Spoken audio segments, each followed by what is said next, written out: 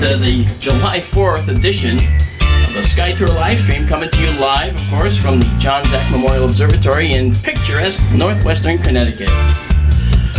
As you can tell, with all the noise in the background, we've got a lot of 4th of July celebrations going on, so we're going to hear fireworks probably all night long to add to the festivities. But tonight we're going to explore the mysteries of stellar evolution as we journey through all of the spectral classes from Type O to Type M stars. Then, along the way, I'm going to have a surprise or two for you. So from hot explosive stars to cool, slowly percolating stars, we're going to see it all on the SkyTour LiveStream. See you in a few minutes.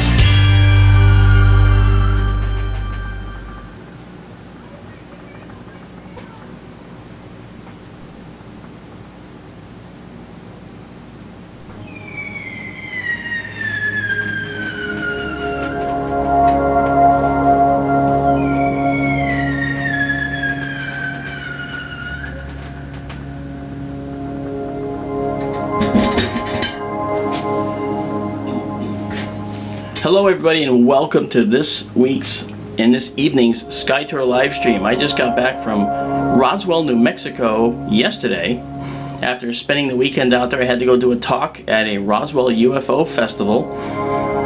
And it was, to be fair, a very interesting experience. I guess that's the way to say it. I believe I have Amanda with me. Amanda, are you here? She's here. I am here. There, if I remember to take my mic off mute. Yes, but that's okay. And sorry for the echo, guys. We're still working on it. Yeah, we're still working on it, and you can just pretend that Amanda's up in orbit, and this is the echo from her trying to, you know, talk through an extensive array of electronic devices between upper Earth orbit and here. Now, tonight, as I alluded to in the introduction, we're going to talk about the different types of spectral classes. And we're going to see examples of each one. I also have a special surprise planned for partway through.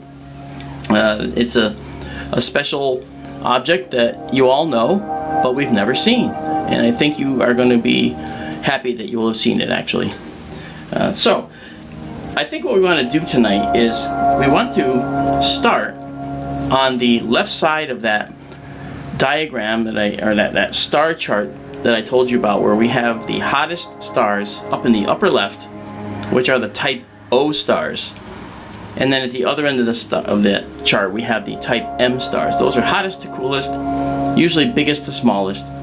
And these large stars, these biggest ones, really, they can last about 100 million years, sometimes just a few million years. And then they exhaust their hydrogen supply in a catastrophic way and explode as massive supernovas. And that's, I wish we could see one happen as long as it's not too close to us, because supernovas that explode too close to us will definitely take us with it. even if it's several light years away. So that's how powerful a supernova is. Now, you might wonder what we're looking at on the screen. They look like white dots, of course, but right in the very center, you can see that there's a star. It's not the brightest one in this image. The brightest one is just a little bit to the right. But just a little bit to that right side is a star that is very important, because we're actually looking at an extremely low Messier 8 Lagoon Nebula. And we're looking at a star, that one to the right, that's a little bit brighter than the one to the left, that's in the center. That star to the right is actually a type O star. Now, O stars are the biggest and the baddest of the star types, and they are the ones that you do not want to be around, because when they go violently, as I said. Now, to the left, the star that's right in the center, that's the star that we're looking at tonight, directly. Sorry about the noise, I'll wait for this to pass. Again, construction happening down on the main road a couple of miles away, and my street happens to be the detour. Yay, yay, yay. That star in the center is called 9 Sagittari. That means it's a star that's designated 9 Sagittarius. It's a type O star. It's a type O4, so it's not an O0, 1, or 2, or 3. It's an O4. It's extremely hot. We're 30,000 degrees Kelvin on its surface, and if you don't remember what Kelvin degrees are the temperature scale that astronomy and astronomers and scientists came up with so that they didn't have to have any negative numbers, basically. 0 degrees Kelvin is absolute zero. Okay? These stars are 30,000 degrees minimally on their surfaces. And the Kelvin scale is convertible to the Celsius scale and to the Fahrenheit scale in the following way. If you take a Celsius value and you subtract 273 from it, that gives you the Kelvin scale. So 0 degrees Kelvin equals Celsius minus 0. That is, it's the temperature minus 273. Okay, absolute zero is negative 273 degrees Celsius. Okay, but absolute zero on the Kelvin scale is just zero. There's no negative 200 and anything. It's negative 273 if it's Celsius. 0 degrees Kelvin. And it's like minus 400 and some odd for Fahrenheit because of the conversion factor. Why Fahrenheit and why Celsius? I understand Celsius, it's metric. But the Fahrenheit scale is a strange one because, you know, you can kind of approximate a Celsius value, I'm sorry, a Fahrenheit value, given a Celsius value. You just double the Celsius number and you add 30 to it, and that approximates the Fahrenheit value. So 0 degrees Celsius, twice that, is 0 times 2 is 0, plus 30 is 30 degrees Fahrenheit, and that approximates the 32 degrees Fahrenheit that we have for freezing in the Fahrenheit scale. So you can see how you don't want to have to play with conversions all the time. So the Kelvin scale is very convenient in astronomy, and so moving forward we're going to spend time talking about just the Kelvin scale as we go through this stuff. So this is a good star to start with, because as an O-type star, an O4, it's very hot, like I said, and it's only going to last a couple 100 million years. And when it explodes, it's going to release back into the interstellar medium a massive outflux, basically, of periodic table elements. All right. Now, it's going to make a whole bunch of these elements, but it's not going to make all of the other elements, even with the biggest supernovas.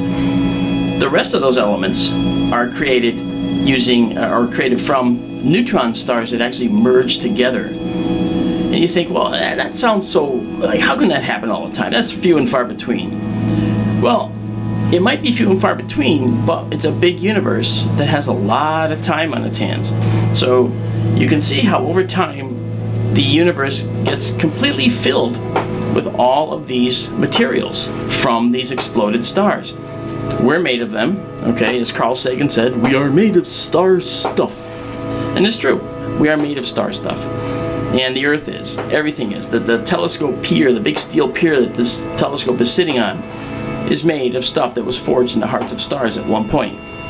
Odd as that may sound. So this is an interesting star to be looking at. And again, it's that star right in the center. Let me see if I can get us a little closer look at it. Yeah, there it is. You can see it. And that star, again, is a type O4. Alright, now, this star is actually 2 stars. But it's a binary star, and it wasn't discovered. In fact, the binary nature of this star, meaning two components, wasn't discovered until 2012. Isn't that crazy? I mean, it would seem as if it should have been discovered sooner than that. But unfortunately, it wasn't. So this is the O star. Now, only the fact that it was binary. Correct. The fact that it was binary, is that right? Yes. Yes. Okay. Yeah. The fact that it was binary was not discovered until 2012, and that just happens to be because of the fact that the stars, 5 years ago. Yeah, the stars are only they're only a few AU apart. That is astronomical units. That's the other unit that we're going to be dealing with when we talk about stars and binary stars moving down the line, because the classes we've given you so far make sure that you understand that an AU is 93 million miles. The Kelvin temperature scale you understand a little bit now, and you'll get used to it. If you have any questions, make sure you drop into chat and leave those questions. And as you know, Amanda will dutifully ask me any questions that you leave her for me, so I'm happy to answer those for you. And if you have any commentary or any objects you'd like to see, as long as it's not deviating too far from the discussion for the night, then I'll be happy to view it. Now, keep in mind, tonight we have a waxing gibbous moon. That means the moon is heading towards full. Waxing means getting larger, and waning means getting smaller. So and you probably know that already, but I figured for some people that may not know. So the waxing gibbous moon is causing a lot. I forget which one's which. When it's waxing. Yes, when it's waxing, it's increasing in size. Waning, well, that's like waning. It's getting smaller. So it's getting brighter. Waxing is getting brighter. That's what waning. Okay, I have it backwards. Yeah, waning is, but you know how like when someone is tired and their energy wanes, it doesn't mean it's getting stronger. It means it's getting weaker. See? So waning light, W-A-N-I-N-G. Waning light means it's getting smaller. It's getting weaker. In the moon's case, waning always occurs after the full moon, and it goes the other way and gets smaller and smaller and smaller until we get a new moon. Then it gets bigger and bigger and bigger, and it waxes. Don't ask me, why didn't they just say growing moon or something like that? I don't know why they said waxing and waning, Maybe they knew they were going to do Karate Kid someday and they wanted to do wax on, wax off. And no, the waning makes sense. Yeah, waning does, but waxing, doesn't really make sense to me. It's crazy. So, in this particular discussion... Well, wouldn't waxing be like putting the shine back on? Yeah, I didn't even think of that. How about that? Okay, that's a way to think about it. I'm sure that's not what the astronomers are saying. Hey... I mean, you were breaking up a little, but it was bearable. I figured maybe it was just me. Okay, looks like I've got a very strong stream now. Does it show it's online again? It's showing live again, yeah? Okay. Is there a delay between... Your music sounds really distorted. Really? Let me drop it down and see if the volume has anything to do with that. Really, really distorted.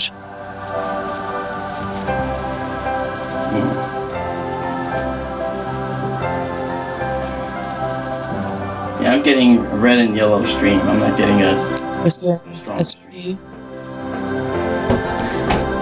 Genghis and SP are both saying that you're back. I see that you're back. Just the music seems really scratchy and distorted. Okay, why? I wanted to see. I normally don't have any problem with that bandwidth. I'm wondering what's going on. All right, let me just send a message to find out if anyone is using the bandwidth.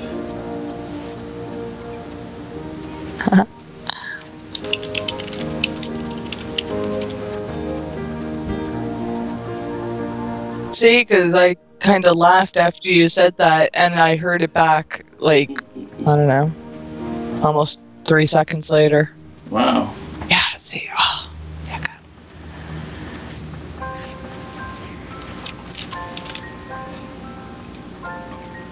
Well, to anyone that can hear me, what I'm doing is I'm actually trying to troubleshoot on the fly, trying to figure out what's going on with the signal. Because normally I don't have any problems streaming out here. I don't have issues. I don't have issue 1 with this usually. What I'll try to do, I'm going to try and just shut down the, let's see. I shut down the inset camera just to see if that makes it. Genghis said it might be more UFC. It was MMA, wasn't it? Well, that's what I'm trying to figure out. Let me find out.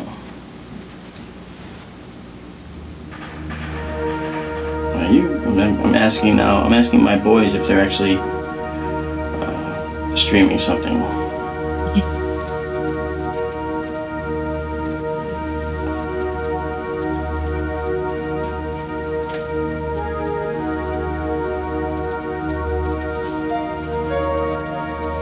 Did they know you were streaming tonight, or? Yeah, he did. And I just have eluded them that I can't have any corruption of the bandwidth when I'm streaming, so I'm just waiting to hear back from them now.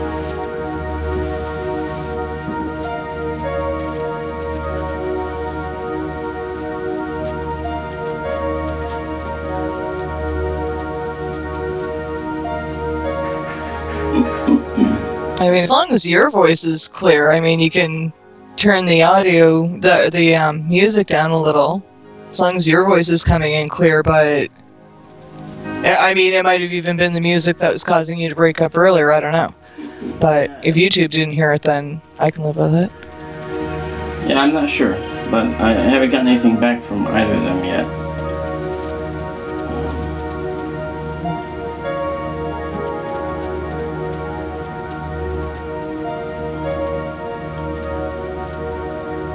Interesting. Alright, well, you know what?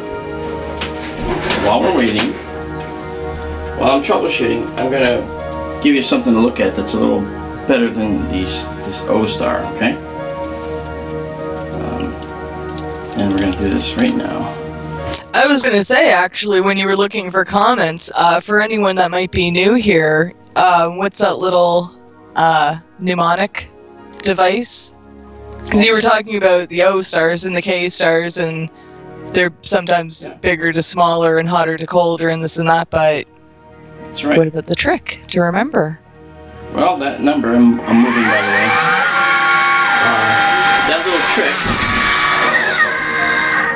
That little trick is actually, the mnemonic is fun. It's actually OBAFGKM is the actual, okay, I see, I got a response from one kid. He is streaming, and he also playing Xbox at the same time, so he's killing my stream. The mnemonic is "Oh be a fine girl, kiss me if you're a guy," and "Oh be a fine girl," I'm sorry, "Oh be a fine girl, kiss me if you're a guy," and "Oh be a fine guy, kiss me if you're a girl." Astronomer. Oh, it doesn't matter nowadays, Mark. Well, I know that, but I'm just saying that, you know, that's. Oh, I guess not. Whatever. Okay, and I'm dropping this down to. Just teasing. That's okay. And now we get this moving back up nice and bright. Really Daryl put those letters in chat, and in brackets he has an N. That's like right. Now. Yeah, and it's actually "Kiss Me Right Now" smack. RNS used to be the values that were there, and RNS has since changed. The RNS has been replaced because of the carbon stars, and now they have C0 through 7 for carbon stars. So it has changed just a little bit. But he's right. That's how it used to be. So you can see here the waxing gibbous moon, you know, and it's actually pretty. If we zoom in, I'll show you. I'll just move over a little. Yeah, but yeah, it seems like you were getting cut off just as you were explaining the difference between waxing and waning. And I liked the little analogy for if you're waning in strength, or if you're waning, you know, you're not getting stronger, you're getting weaker. That was a really good analogy, and I really think that's going to help me remember now. So could you continue with what you were saying before we got cut off, please? Yes, I can. What I was saying was, as far as the waxing and waning goes, the moon is in. We see the moon, obviously, as it gets larger. That means waxing. And I like your analogy, which talks about waxing being putting the shine on, basically. In other words, getting brighter. That's kind of clever. And I've never thought of that, and I thought that was a pretty cool thing. This is the crater Tycho in the center, by the way. Yay! So you know. Then, as far as waning, obviously waning means getting smaller, getting weaker, so less light. And that's how you think of it. So a waxing moon and a waning moon, those are really on two sides of the moon's orbit. You know, when it's waxing, it's on the side of the orbit where you see it in sunset, and it's near the sun, and it's getting more and more of itself illuminated as the days go by. That's waxing, and you have a waxing crescent. You have a waxing first quarter, they call it. First quarter is the waxing moon. And that means that at first quarter, it means that it looks like from here, it looks like half the moon is lit, type of a thing. Well, it really isn't half the moon. Half the moon is always lit, no matter where it is. It's just the half that we can see is only, the side facing the Earth. Now, when the moon is actually at the point in the sky where it looks half lit, that is where it's 1/4 of the way around the Earth in its monthly orbit of the Earth. Okay? And the fact that we have months has to do with the fact that it takes the moon about a month to go around the Earth.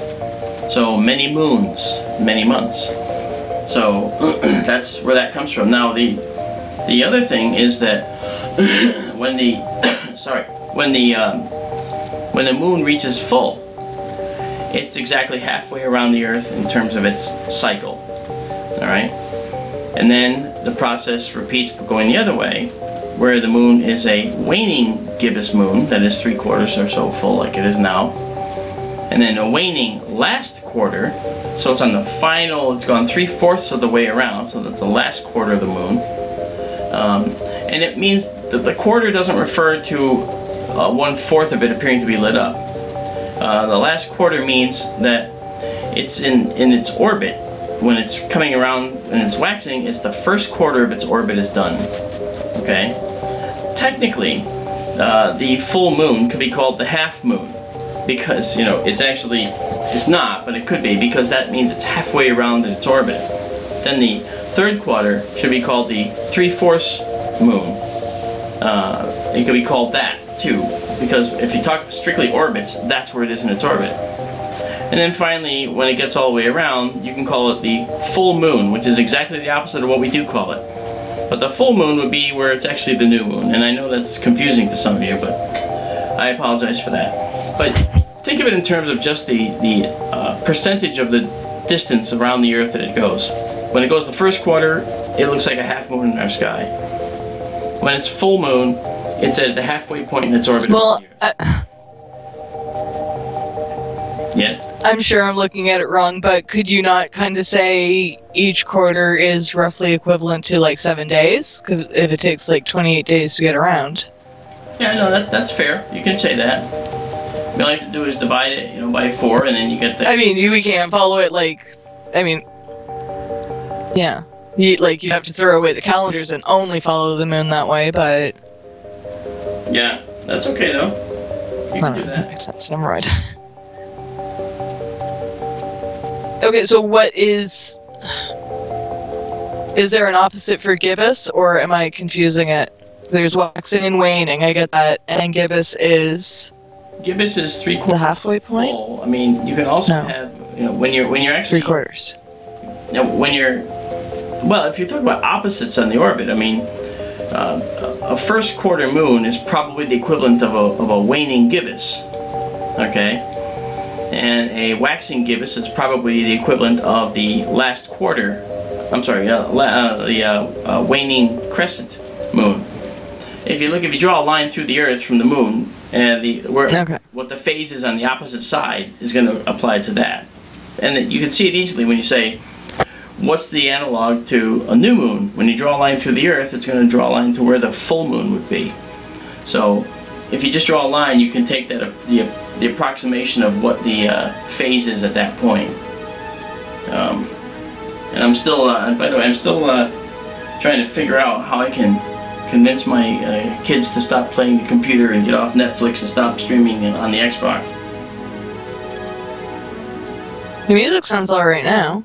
I mean, it's nice and low, but I don't hear the distortion as I was, and like I said, as long as your voice is clear, that's really all that counts, right? So... Well, it's okay. I'm happy to do this, so... it was a little bit of a rough start there with this, but that's okay. I'm getting... And I don't have any complaints from chat. Okay. Alright. Let's just try something here. I'm gonna... Oh, get him over a little bit.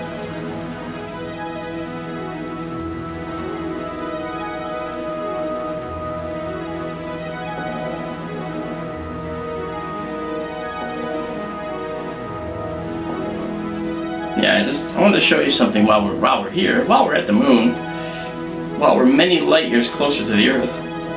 Mm-hmm. Okay, you see the craters that we see here, they seem to be washed out. Every now and then you get a glimpse of a really good, some good clarity, and you actually see some clarity on the moon. But this image here shows something cool. When we look at the moon, we sometimes see these bright white craters, and these white craters are indicative of an area where the sediments on the moon just happen to catch the light from the sun and happen to reflect it back at us. And these craters have often been reported as oddities on the moon. Something's going on the moon, so to speak. But it really is. It comes down to the fact that really this is the moon as we see it with its in the waxing gibbous. But if you look in the upper right a little bit, and I'm gonna go zoom to it so you can see it. Alright, we're gonna go up and to the right. Okay. This is arguably the brightest crater right now as seen by us. It has to do with the fact that the moon is curved and the sediments just happen to reflect just at the right amount, right level, to make us see the moon very brightly in that spot. So when we actually zoom in, you can see the rim of the crater that's actually causing that reflectivity. This is pretty neat, and I think it's a really interesting phenomenon that we see in the moon with these light, bright reflections. Again, it just has to do with the fact that the moon soil is not really as gray as it appears. It's just rough. It's not flat, it's not shiny. So when you see the soil reflecting the light like this, it reflects fairly brightly. And the astronauts actually had visors that had tint to them. And then when they had to avoid the deadly ultraviolet radiation from the sun, they actually had to pull down these gold leafed visors that actually blocked out the ultraviolet entirely. This would make the moon, visible through the visor, but absolutely nothing else.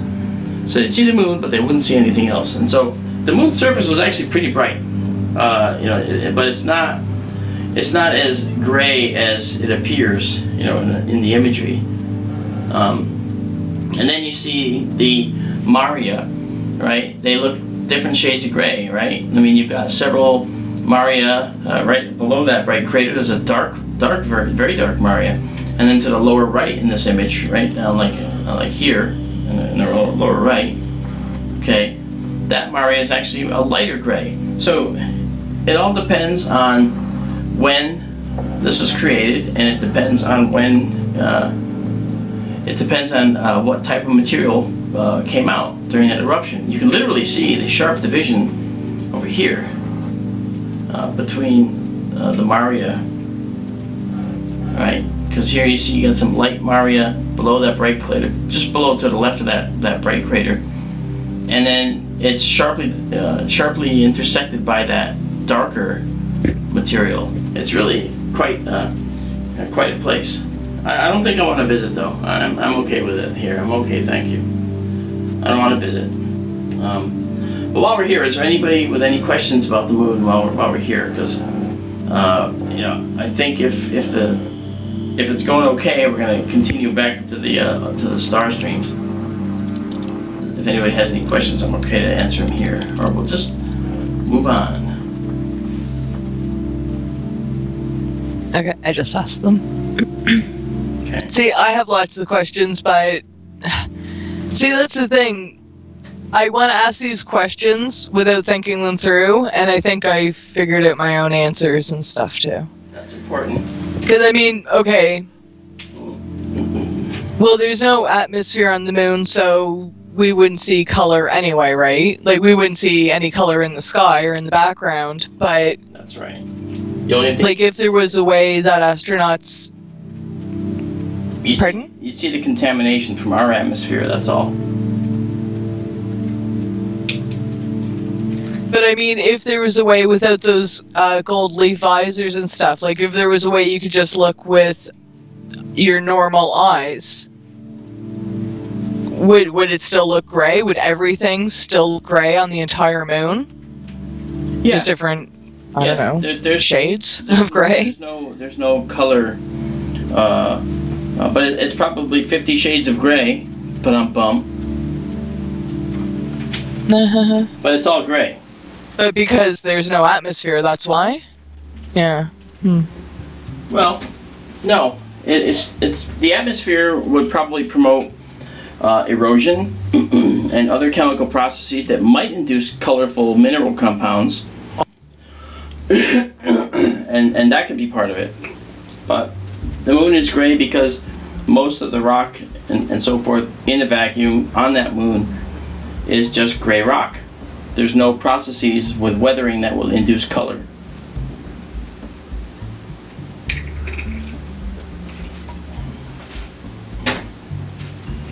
You follow?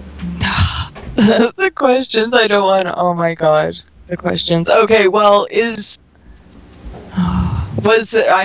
I'm just gonna bite the bullet. There was once flowing water on the moon, yes? There was never flowing water on the moon. An atmosphere is required because you have to have a certain amount of pressure, depending on the mass of the object, in order to make water run as a liquid on the moon.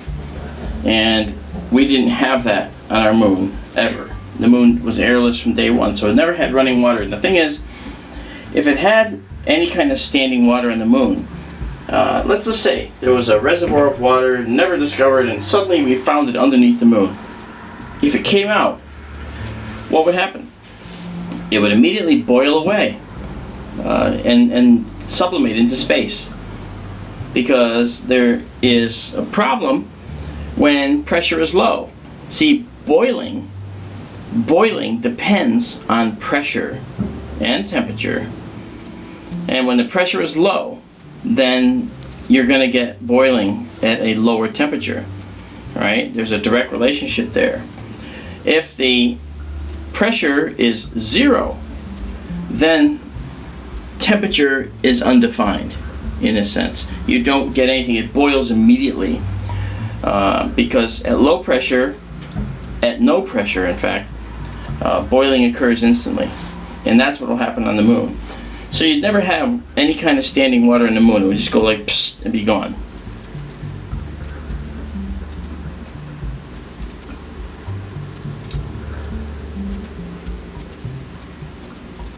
Well, okay.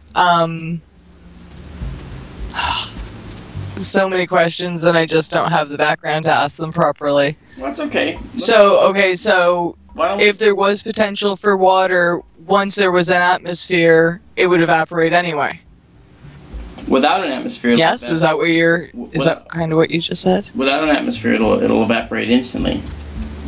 But then, if you had an atmosphere, then it might not evaporate right away. It depends how much atmosphere there was. Like Mars has a minuscule atmosphere that's just a fraction, several hundredths of the Earth's. But that would cause the Martian atmosphere, any standing water on Mars might last a little bit longer, but it would start boiling away immediately and sublimate into the atmosphere, the thin atmosphere. And in Mars' case, might be lost to space because of the ultraviolet radiation coming down, pelting the water molecules, would disassociate them into hydrogen and oxygen, and the hydrogen would get lost to space. The oxygen might bind up with something in the atmosphere, then make it to the ground, maybe with iron, and become iron oxide, which could cause rust, which is what we see on Mars everywhere. If you follow. Oh, that's really cool. So I do. I think so. Okay. Well, I mean, kind of as best as I can, but. So really when I talk, and you respond, you're responding at the end of when I stop talking. But there's really a 5-second delay, apparently. There's a delay. I don't know. I know. I'm sorry. I don't know. That's not even an echo issue. I don't even know what that is. Okay, but we've never had that before. No. Okay. All right. Well, let's just continue then. Let's go. See, that was I said no. I gotcha. We're cutting each other off now because of this. Did you adjust the volume in your OBS? Maybe. How about now? I don't know if this is going to make any difference. But I turned the volume up. Does it change my output volume? Do you hear me instantly now? Well, if I say something, I say talk. I heard my echo, and there was a lag. Okay. A lag. I hear you straight away. Interesting. Well, if you did, then you should be able to see that I've answered you right this second, and then answer me. But see, I heard nothing. I have. No. Okay, well, I had several seconds before I heard you say that you were.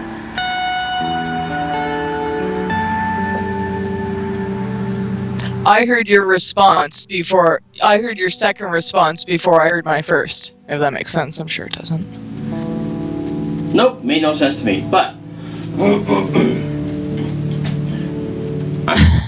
I'm going to take us to the next object, and we're just going to try and go for it here. We looked at 9 Sagittarius, and that was the O star in Sagittarius. And I'm going to take you there again. Just to remind you, we're going to go really quick to this guy. Alright, and we're going to go there now. So, we're moving.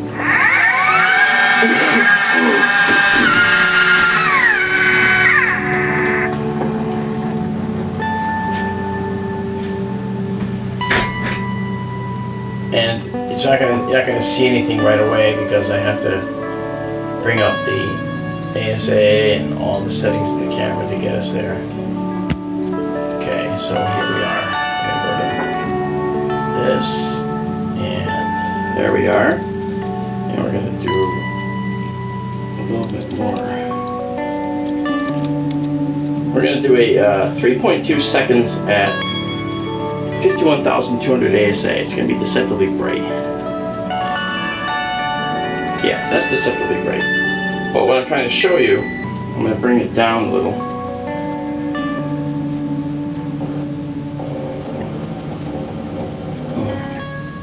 So hold on a sec.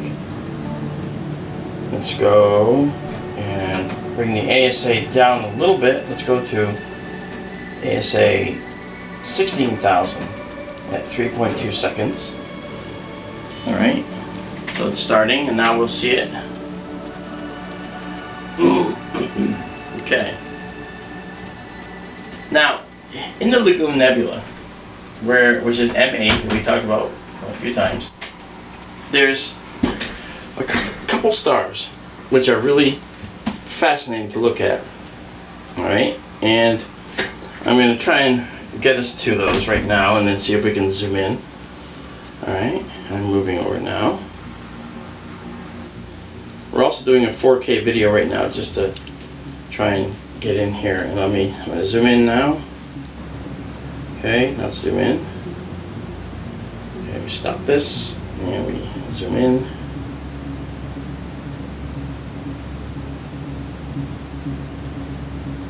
Oh, sorry.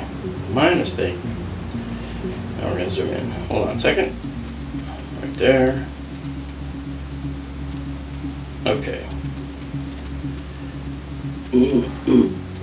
Oh, while you're adjusting, David said that he saw a little of you at the Roswell parade, and he was glad that the aliens let you come back after seeing their secrets. Thanks, David. Thank you for your support, David. We thank you for your... Yeah, you can check out that video after the stream's over. It's up there. Yeah, that's the Roswell Daily Record, which is the newspaper that started it all. They had me out there, and it was really a lot of fun. And okay, let me just tell you now. I'm going to go to 4K mode here, I think, for a second. All right. Okay. When you look at, if you look at this image here, go brighter a little bit. This is the Lagoon Nebula, and if you look in the center of the nebula itself, you see there's a star in there. Okay. The nebula is right there to the right. That area in there is called the Hourglass Nebula. It's just a piece. It's called the Hourglass. It's a piece of the Lagoon Nebula. That whole nebula, though, is being lit by a star that is an O-type star. Again, this is 9 Sagittarius that we're looking at, which is not that star in the nebula. It's to the left a little bit from that orange or that reddish nebula. And that star is responsible for illuminating another great portion of this nebula. All right, but the actual illumination of the hourglass is being done by another star called Herschel 36, which is in the center. And Herschel 36 is a star that is another O-type star, once again. And this O-type star is a very prominent star, and it's responsible for all the ionization of that bright part of the nebula that you can see right now in our 4K video. Alright, and so Herschel 36 is basically ionizing the hydrogen to make it H2, Roman numeral 2. Alright, so that's the H2 regions that we mentioned before, the star-forming regions. And that ionization makes this nebula visible to you. Alright, so now Herschel 36 is actually an O7.5 star, so it's almost an O9, which is kind of near like a B star. But the star to its left of that nebula, the little tiny star to its left that you can just barely see, is actually is the star that's the O4. Alright, and it's the star that was actually not discovered to be binary until 2012. With the popularity of the Lagoon Nebula, it's kind of amazing that we didn't know about this before. So I'm going to take a 3.2 second photo at 32,000 ASA so that we can poke around. Probably a little smaller, a little lower than that. The moon is causing us havoc. I'll do 12,800 at 3.2 seconds.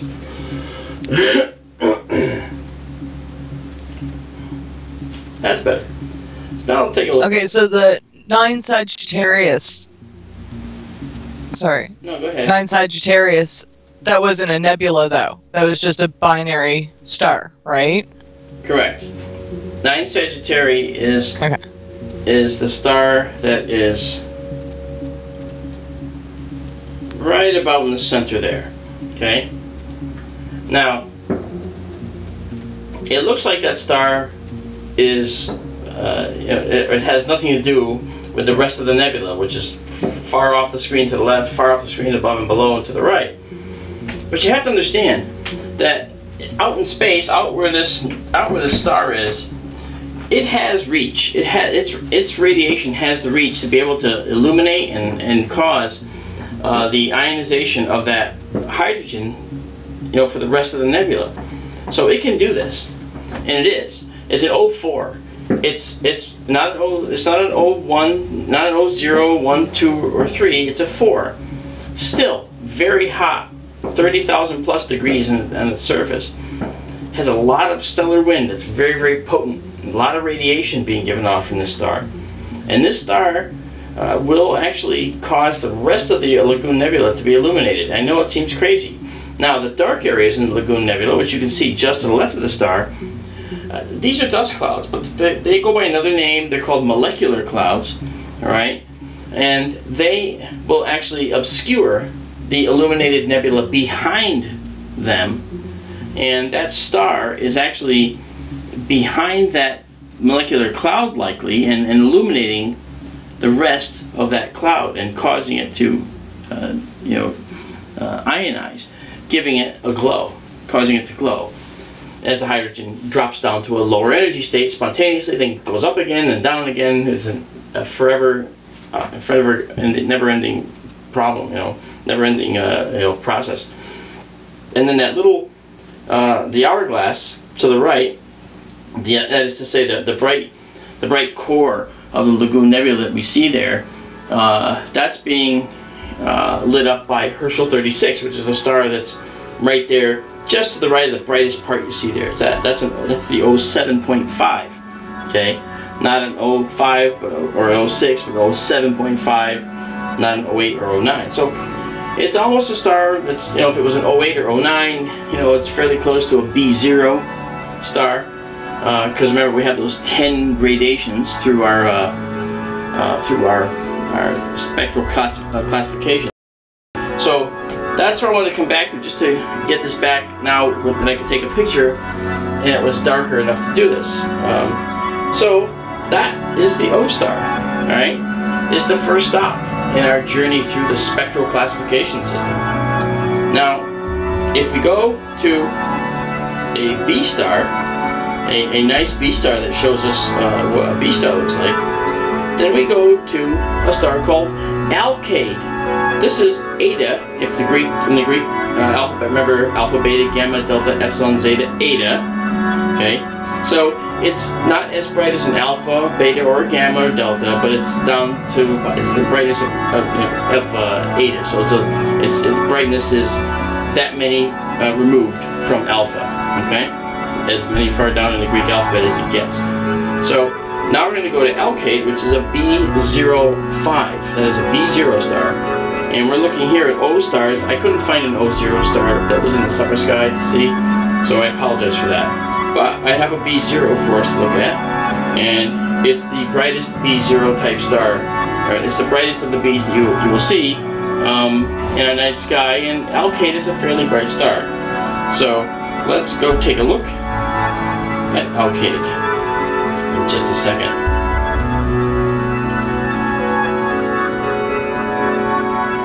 Actually, as I think about it, I think Alkaid. That can't be right. Did you say uh-oh? Yeah, I did. That can't be right. That's not Alkaid.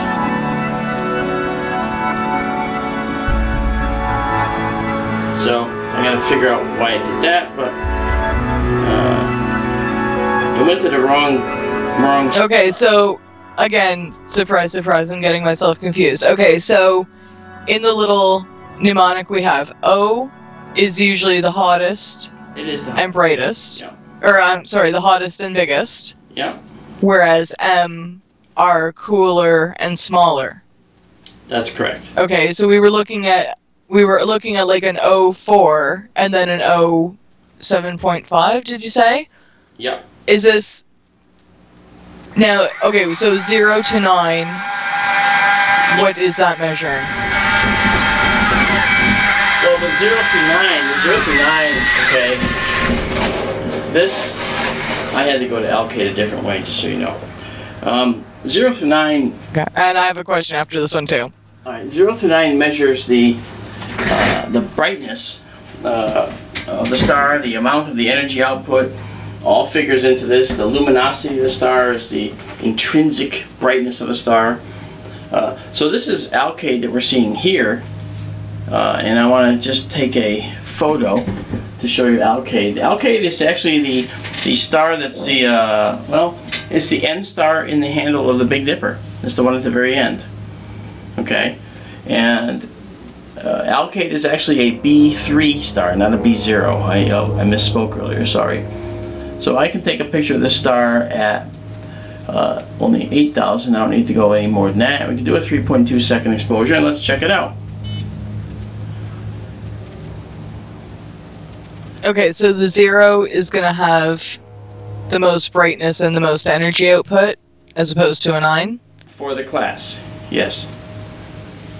For the class. Okay, because you also said something, it was Roman numerals. There was 1, 1, 1, 1, 1A, 1, 1, 1, 1V. What is that? Are they after, like... No, that's... This is a B3, so would it be... Every star we're looking at are the stars we call the main sequence. That is, these stars are fusing hydrogen to helium normally in their cores. Alright?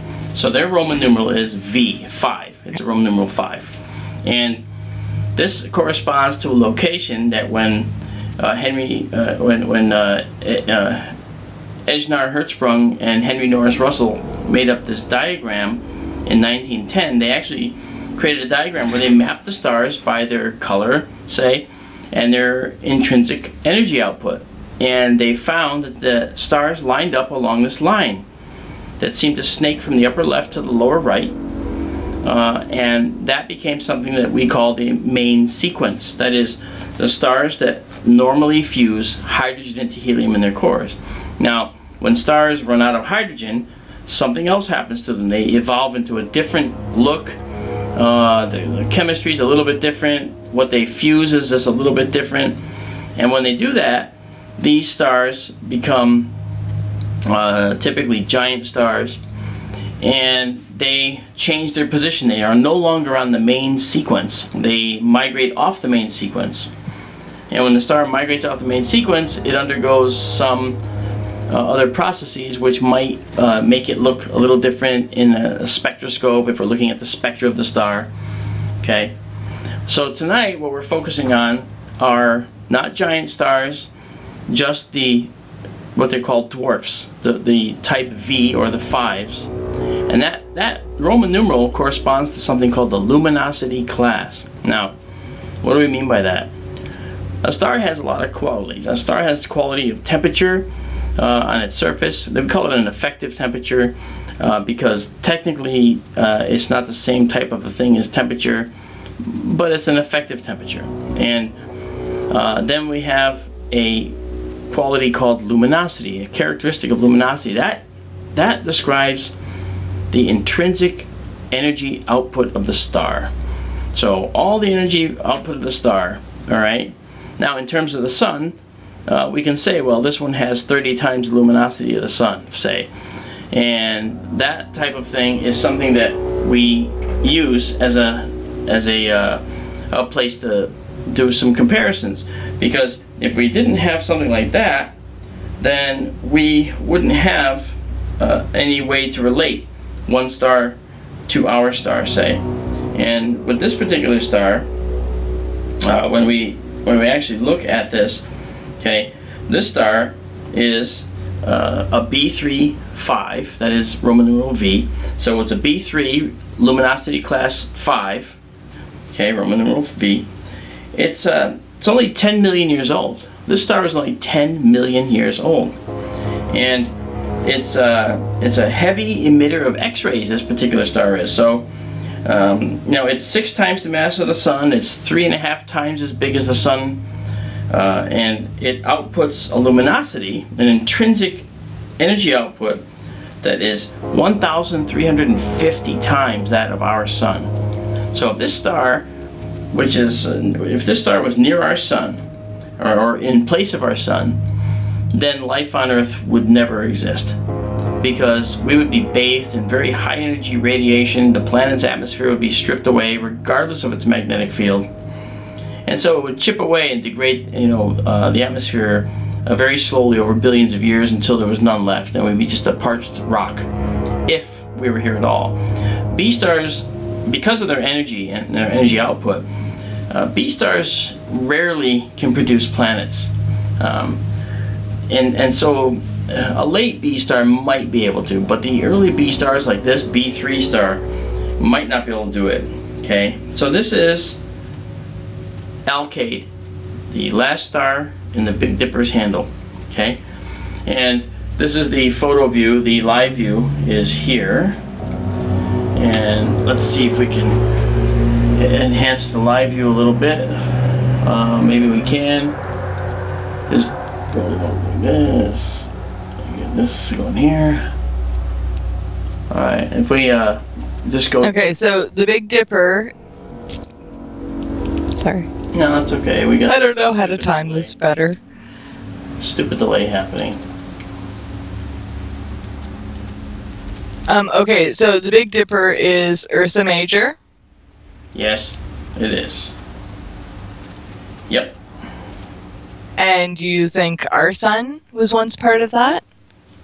Well, this particular star, it just happens to be in that location. There are some stars in the Ursa Major, Big Dipper, basically star association, that we think might have been involved, but this star isn't one of them.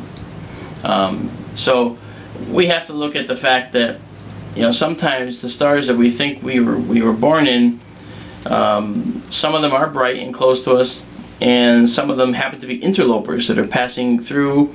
Okay, this particular star has a fairly hefty motion that's visible. We can see it moving a fraction of an arc second per year through the sky. That's a lot for a star. So this is what's called a high proper motion star, I believe, and that's if I don't think I'm getting my signals crossed on this.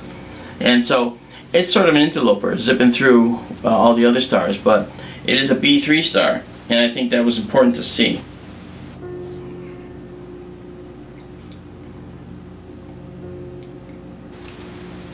It's very pretty. Yeah. Now. What is our sun? Is that an O? No. Or is that a B as well? No, we're gonna get to it. We'll get to it. It's way down on the list. Ooh. It's down the list, and you know how far down the list it is because we did O, we did B. So where are we going next? You tell me. To A. Correct. And do you know? Which represents A in the mnemonic device. Yes. And if we are going to an A star, can you tell me which star that might be?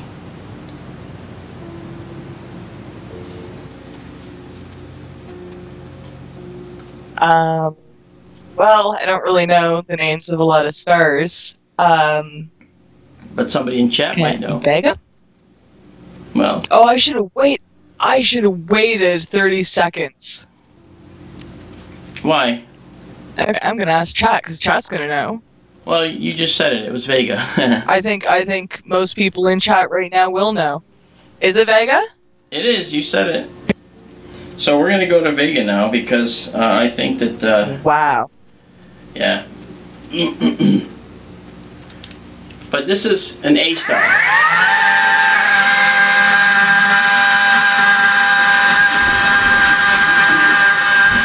I didn't even have that written down or anything. I have a few things written down. But they don't really make much sense. But they're starting to. They are starting to. Yep. And that says a lot about you because... And that's the thing. I mean, yes, I know they're kind of basic questions and stuff, and I could Google a lot of this myself, but it's just, here are the facts, or this is how it is. But when you don't understand and you don't have the the option to ask someone, I don't get this, could you explain it? And that explanation still isn't helping. Is there another way? And I love your analogies, so, I mean, I don't know. I appreciate it, and I hope that a lot of people get this kind of benefit that I am. And hopefully a lot earlier than I got it, so they can actually be the next astrophysicists and astronomers. And that's cool. All right, now we're going to take a half-second photo of Vega here at ASA 20,000. We're going to try and keep the exposure short because the moon, does this to us. It makes us have to do this, short photos. So here's Vega. Okay, that looks kind of odd, and I just realized why. The edge of the dome was actually protruding, so it makes that made that look very, very odd. Now it looks more like it should. That was scary. I thought my telescope was broken or something. And when you have a $7,000 worth of instrument, you don't want it broken. Okay, so that was a half second. What do we got? Let's see here. That's better. So now, okay, now we can see Vega. Vega's this A star. It's an A05. That is V. Alright? And that V obviously stands for luminosity class 5, meaning dwarf or normal hydrogen to helium fusing star. Dwarf is a weird word for stars because, obviously no star is a dwarf. And it's really weird to hear someone saying that a star is a dwarf. But that's what this star is. It's called a dwarf, just like our sun. Our sun is it's an 864,000 mile across dwarf. It doesn't sound like a dwarf, does it? They did it to Pluto. Yeah, that's true. They made Pluto into a dwarf planet. I just took a raspberry Snapple break. Snapple made from the best stuff on earth. Let me tell you. Snapple. So when we look at Vega here, we're looking at a star that is not too far away from us. Do you know how far away it is? I think folks in chat might know this, but I'll be happy to tell you. Well, I went to write it down, but I forget. An AU is 93 million... Miles. What? Miles. Miles? Light years? Miles. Okay. Yes. I will say... Is the distance measured in AU, or is it measured in light years? How far this is from us? It's measured in light years. So, if anyone knows in chat, it's fairly interesting because Vega is not that far from us, and it has an interesting history because it's so bright in the sky, and it has to do with the fact that it's not that far from us. It was prominent, and still prominent, and of course, 15,000 years ago or so, Vega was our North Star. Because I'm looking at where that plane's going to see. I hear a plane.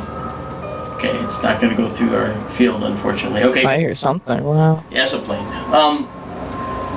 Vega is, 25 light years away. Wait.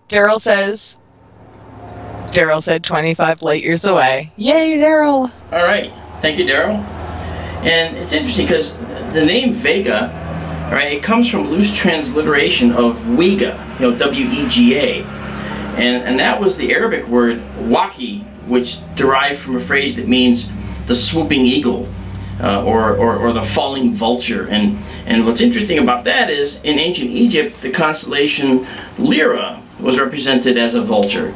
So you see there's this overlap, okay, in the ancient cultures that bleeds into other constellations, okay. Now Lyra, the whole constellation of Lyra, within which Vega is the brightest star, was the vulture in Egypt, all right? So I find this really interesting, and the thing is, in ancient India, it was an eagle or a vulture, all right, in the Roman Empire. Okay, the start of fall, autumn, was based upon the hour at which Vega set below the horizon. So Vega's been in our culture and has been part of cultural mythology for a long time. In Chinese mythology, there's a love story in which Niu Lang, which is Altair, okay, and his two children, Beta and Gamma Aquila, actually, are separated forever from their mother, who is Xenu Vega, and who is on the far side of the river of the Milky Way. Okay, the Japanese Tanabata festival is also based on this legend. So, seriously, Vega, again, a bright star. And if you're a bright star, you become embedded in our mythology, and it just doesn't go away. So you can see how multiple cultures used Vega for a variety of reasons and had a variety of meanings to Vega. So, that said, Vega being 20. Well, here's my addition. There is a character in Street Fighter 2 called Vega, and he had a move kind of like an eagle swooping down. Now that's interesting. Sorry, it's the best I can do. Well, there has to be some kind of connection there, right? That seems to be like, there must be a connection. I don't doubt it. I think that's pretty cool. It could be in mythology, sure. Yeah. So as we look at Vega here, we're actually seeing a star that, besides figuring prominently in our mythology, it is an A05. Okay, an A0 spectral class, a 5 luminosity class, giving the star a spectral type of A05. So this is a normal star burning and fusing hydrogen into helium in its core. That's what the main sequence stars do, and that's what this one's doing. So it is cool. And one thing that's interesting about this particular star, there's some trivia associated with Vega that I think, I don't actually know if any of you know this. Vega is the very first star ever photographed. Kind of cool. That's very cool. Okay, when, who by, details. Oh, now you want to know who did it? Okay. It was photographed with at the Harvard Observatory with a 15-inch refractor. And it was also the first star to have its spectrum taken, which is kind of cool. And it's interesting, and again, I'm going to adapt this camera to show you the spectrum of the stars eventually. And when we look at Vega, we're going to see something interesting. We're going to see a spectrum that has these dark lines in it. All the stars have this, but Vega has very pronounced ones. These lines will be lines of what's called the Balmer series, that is, they'll be hydrogen gas lines. Now, in a star's spectrum, we see these dark lines that are called absorption lines, and on occasion, we see bright lines, which are called emission lines. But for the most part, we're going to see these dark absorption lines. What that means is, in the outer atmosphere of the star, the gases and the plasma on the outside of the star are just a little bit cooler in temperature than the gases in the core of the star where all the energy is being generated. So when the energy passes through, when this energy and photons pass through the cooler gas on the outside of the star, that cooler gas absorbs some of the energy. But the hydrogen atoms in the star's outer atmosphere absorb this energy in a very particular way. And this isn't just with Vega, this is with all stars. Okay? And that particular way is that they make a particular set of dark lines at very predictable and well-known intervals within the spectrum. And that's called an absorption spectrum, because the gas is absorbing just a little bit of the energy at one particular frequency here, another particular frequency there, and there's different lines that match different types of absorption. One's called the Lyman series, L-Y-M-A-N. One's called the Balmer series, B-A-L-M-E-R. And I can easily show you Balmer series lines because we're going to be taking the spectrum of such stars when we actually, and we'll see these lines right there live. So you'll be taking spectra with me, and we're going to see this. And I think it's you'll see it's really cool. Now we can't get the spectra until we actually get through all the stellar types, and we won't be able to do it tonight. You want to do the spectra on a night where there's no moon. But let's talk about getting a spectrum of the moon. What would we see? You see, the moon has reflected sunlight. And so, similar to Venus, similar to Jupiter, and other planets, okay, if we take a spectrum of all of those planets, and the moon itself, we're going to see a spectrum that reflects what's the sun's spectrum is. We're going to see a lot of absorption lines that have to do with the fact that these objects are reflecting sunlight. Now, they might also be absorbing, because the sunlight's being reflected off their cloud tops, you know, on say Jupiter. They're going to be absorbing some of the radiation from the sun too, and they're going to make their own lines in the spectrum. So along with the sun's spectrum that we'd see by, say, looking at Jupiter and looking at the reflected light coming from Jupiter, from the sun, we're going to see what Jupiter does to the spectrum too by absorbing some of that energy before it gets off the cloud tops and comes back to us. And then we're going to see some of the, we'd be able to see some of the lines, you know, for, you know, the elements that Jupiter is absorbing. And I know that with planets like Neptune and Uranus, I know that amateurs have actually taken spectra and seen that you know, Neptune actually has methane, for instance. They could see the methane in Neptune without any problem if they have the right instrument and the right spectrograph. Now, my way of doing the spectra is not you know, going to be able to give us that kind of detail at the moment, but don't worry, I'm going to get a better spectrograph, and we're going to all be able to do that a lot better. So that's just an interesting thing, and something that we're going to move to. But if you get a chance, look up Spectrum of Vega and get the ones that show you the dark lines, okay, the absorption lines, and see what we're looking at. And if you can, read a little bit about it to get an idea of what an absorption spectrum is. And I'll be happy to describe it again. I actually created an absorption spectrum and an emission spectrum for NASA's Unexplained Files for season 2, I believe. And I had to show quickly what those were. And it worked out very well. I took red liquid and blue liquid, for instance, and I put a very, very bright light behind a thin container full of blue liquid.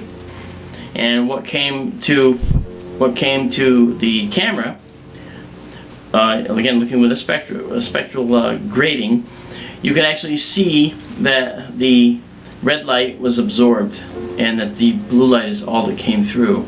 Now that it may seem obvious, but when you see the spectrum, you actually see what's really going on. You can actually tell directly what's actually happening with this liquid. So, you know, it was a cool thing, a cool little experiment.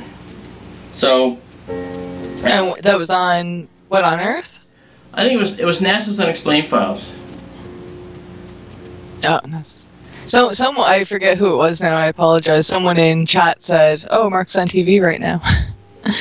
I'm not sure what show it was, but it might be. I don't know. It's pretty cool that you can watch him do these experiments on TV and be able to actually hop on here and ask him whatever you want, or even put in a request to see things and see things in detail and defocused and talked about in detail. I mean, right. I don't know. I can't say enough good things about this channel and you in general. I mean, well, I don't know. Take advantage, guys. Take advantage. Well, they are. The ones that are here are, and I think that's a cool thing. And I just want to say something else, by the way, about Vega right here. Now, we can't see it. I'm going to do a 1.6 second exposure at 64,000 ASA, and then we're going to just check out this picture. Okay, this is a classic little photo that you get, that you might see. Okay, I'm doing this for a reason. I'm doing this to simulate something. You see that round object around Vega there? that's actually an artifact created by the overexposure of the star. Now, O stars are very blue, B stars are less blue, and A stars are a little bit white. Obviously, Vega here looks like it's kind of blue, but it's an A0. So it's close to the B9, and so there's going to be some blue in there, okay? But Vega is interesting for other reasons. And that is that in 1983, way back in 1983, the IRAS, the infrared astronomical satellite, actually discovered that around Vega was a dusty disk. Alright? Now it doesn't sound like much, except what it is a dusty disk that's at around 80 to 120 AU away from Vega. Okay, AU, astronomical unit, so 80 times 93 million miles, all the way out to 120 times 93 million miles away from Vega. And it's one of the first ones that we discovered a dust disk around, which is kind of cool, because the first exoplanet, planet around other stars, wasn't confirmed until 1988 or so. So, way back in 1983, the year I got my astronomy degree, that's when we first saw that there was this protoplanetary material around Vega.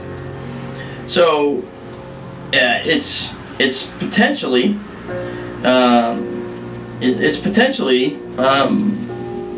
early planetary formation, or we're looking at just debris and asteroid, asteroids around Vega. Maybe that's all that ever formed there.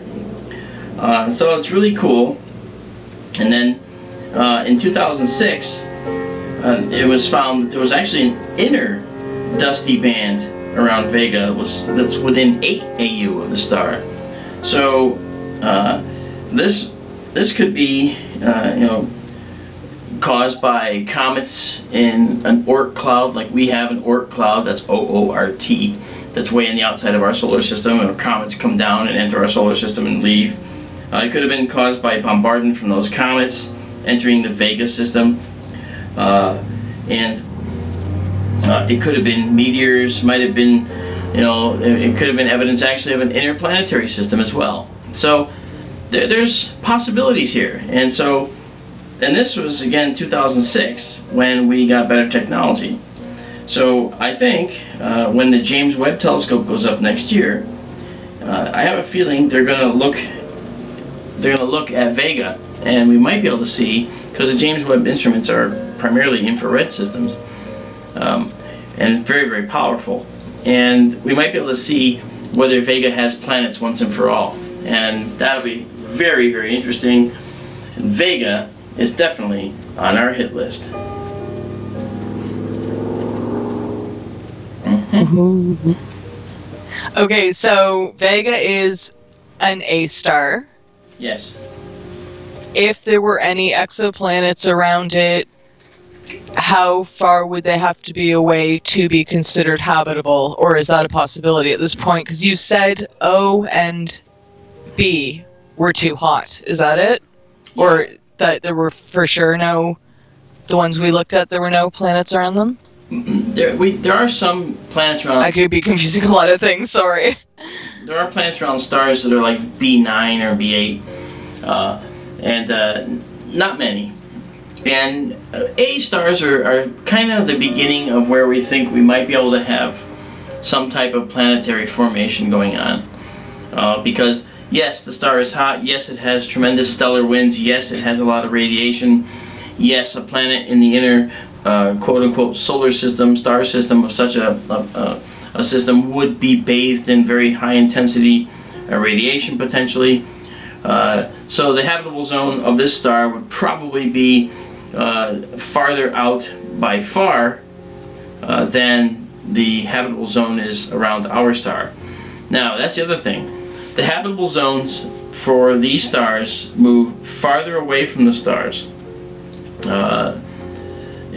As you get hotter in the star, okay? That sort of goes without saying. You can kind of guess that that's true. As the temperature of the stars decreases, the habitable zone has to be closer to the star in order to provide that life-giving solution to any planets that might have formed there. And this is the thing. Right now we don't see that. We don't actually see that here, and we can't tell whether Vega has planets or not. But the James Webb Telescope will probably be able to tell us, and that'll be kind of cool. Then, based on that, we can predict whether where a planet would have to be around Vega for it to be considered a habitable planet or in a habitable zone. So I think that's pretty cool.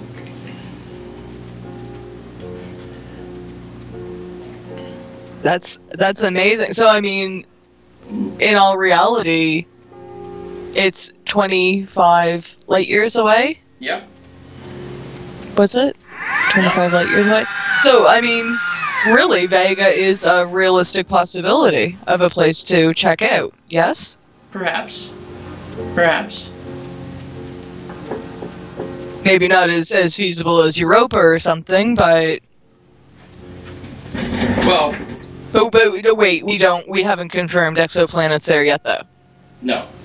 We have not. We have not. That's the first step, okay. I'm getting ahead of myself. That's okay. Now, I'm going to just take a photo here. But I mean, would they be... Is Alpha Centauri closer than Vega? Yeah, Alpha Centauri is actually one of the closest star system to us, besides the Sun.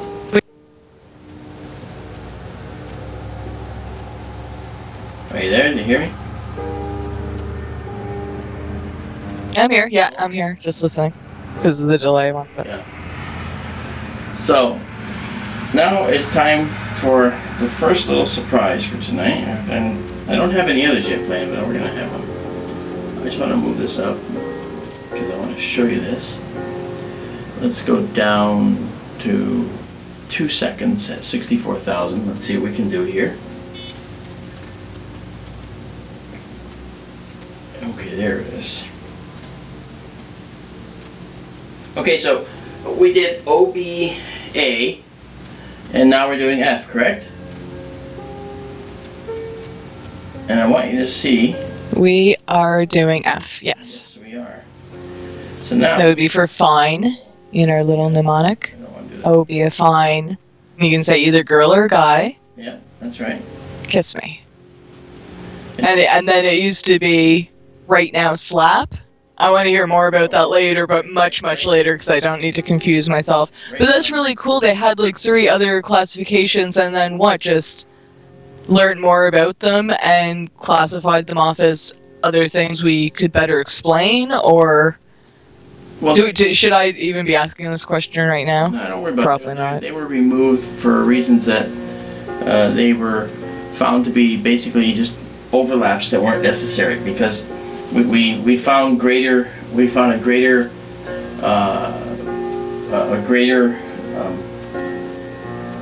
delineation in between the stars. Hold on, you're breaking up. I didn't hear a word of that. Okay. Wait. And you're buffering again. Hold on. Okay. I'm holding on. Okay, try that again. I don't know. Can you hear me now?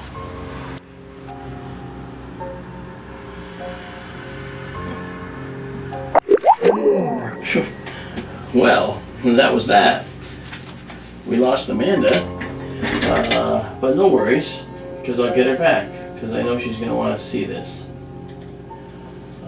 Just 1 second.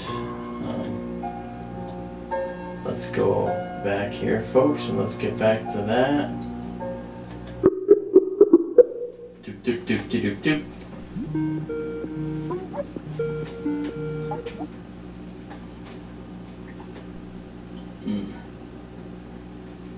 He's calling me on the other phone, which is not helpful.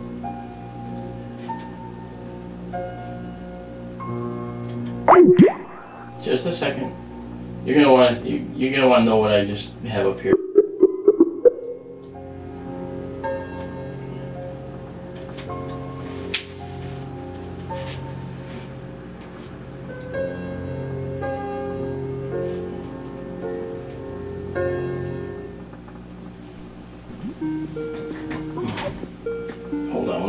she's calling on the wrong phone.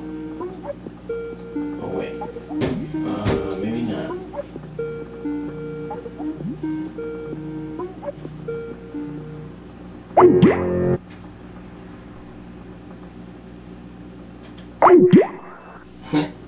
This is fun. I gotta tell you. Let's retry this. She'll call me back again and again and again. She won't interfere with herself. And anyway, while waiting for her to come back and get her back, one thing that I want you to notice is in the center of this view is this little tiny nondescript star. And this little tiny star that we're looking at right there is none other than Tabby's star. This is the star that has been dimming and seemed to be dimming for, in odd ways, over a period of over 100 years.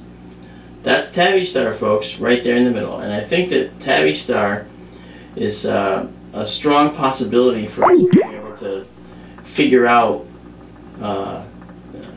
some possibilities for whether there's an alien megastructure. It's certainly still on the table, which is something that astronomers have made clear. They haven't thrown out the possibility that Tabby's star might actually be an interesting star that's an interesting star that might have actually some kind of alien life around it. But they don't think that it would actually be a star like, say, a star with planets or whatever. This is a different thing. What's going on here is that the star is dimming, and they think, well, Tabby's star could be dimming because a swarm of comets were coming in. Now, the first time it was seen was when the Kepler Space Telescope noticed that there was a star doing some kind of weird dimming. But that was Kepler data. However, as far back as 1890, they discovered that this star was actually also doing some weird dimming. And that's something that they couldn't explain. Alright? And now, just this past May, the star once again started doing some dimming. And nobody can explain why. It makes no sense. There's no scientific basis for anything being observed at Tabby star. There's only speculation, there's only theories. However, think about this. What if an alien civilization is trying to take all the energy they can get from their star, and to do it, they have to actually go ahead and to do it, they have to actually figure out a way to extract this energy in such a way that they will be able to get the maximum amount of energy from their star so that they could probably, say, produce and operate a interstellar drive. Something like that could actually happen. And that's something that, to do that... Okay, now it'll work.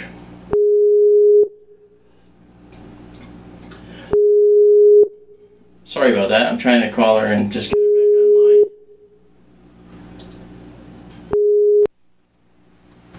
Hello? Are you finally there? I hope so. How's the delay? I hear an echo. Okay, well, I actually have a strong stream, all green. So, are we on time now? Can you hear me? And when I stop talking, you talk, and let's see if it's right at the end, right off the back. Go. I really hope the delay is fixed. Well, that was quicker than before. I heard the echo, and it was only a second or two, which is better. Yeah. Okay. What you missed was the... Are you looking at the stream? I am now back on stream. Skype entirely crushed halfway through a sentence. I'm so sorry. That's okay. But Skype hates me. Just so you didn't, just in case you didn't know. That's okay. In the center there, that's Tabby's star. So, we're looking at Tabby's star here, and I was explaining how Tabby star may actually be, naturally occurring from the dimming and naturally occurring via swarms of comets, an asteroid belt perhaps, with breaks in the asteroids. Or we're actually looking at an alien structure. That is to say, aliens trying to extract energy from the star by not trying to build a Dyson sphere per se. A Dyson sphere, if you recall, was a sphere that people would build to, in an alien civilization, might build to encapsulate their star entirely, so that all the energy hitting the inside of that sphere can be captured. That was Freeman Dyson who created that thought problem.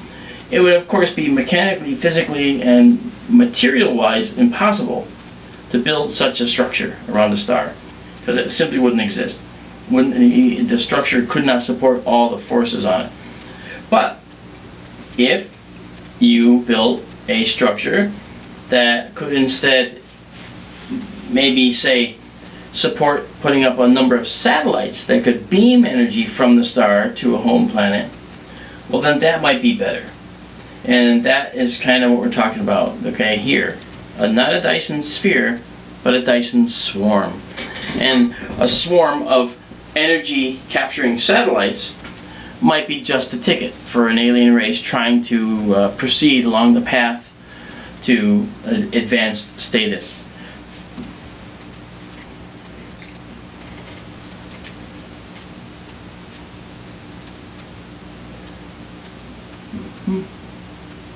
So, I'm here, I'm listening. I remember hearing about this, and yeah, it was almost 2 years ago now, wasn't it?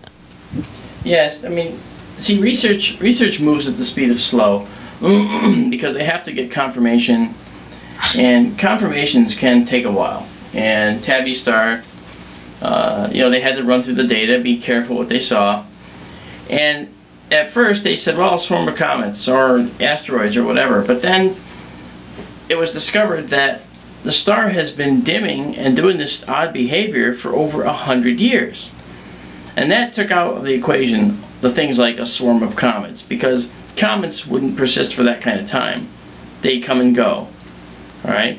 But this is something different, and I think that Tabitha Boyajian is going to get her project to actually keep studying the star. But interesting thing, she can't do it officially, and she's not being allowed to do it officially with a grant from, say, a science foundation.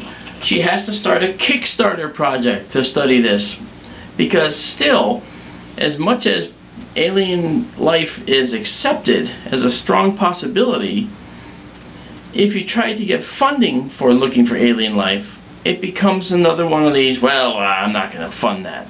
That's just silly, kind of a thing. And that's what that's what she's facing. So she has to start a Kickstarter. I recommend that if anyone can afford to donate to Tabitha Boyajian's Kickstarter to get further study of Tabby Star, please do so. I've done it. I'm sure other people will.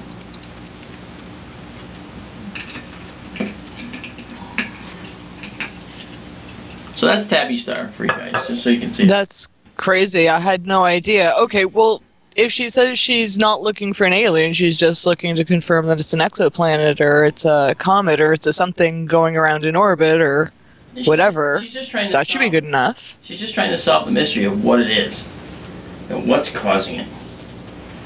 Well, that should be good enough. She's not necessarily saying it's aliens. No, she's not, but because it's in that realm, she's fighting an uphill battle with people, which is really kind of stupid. But well, then how do astronomers get grants for anything?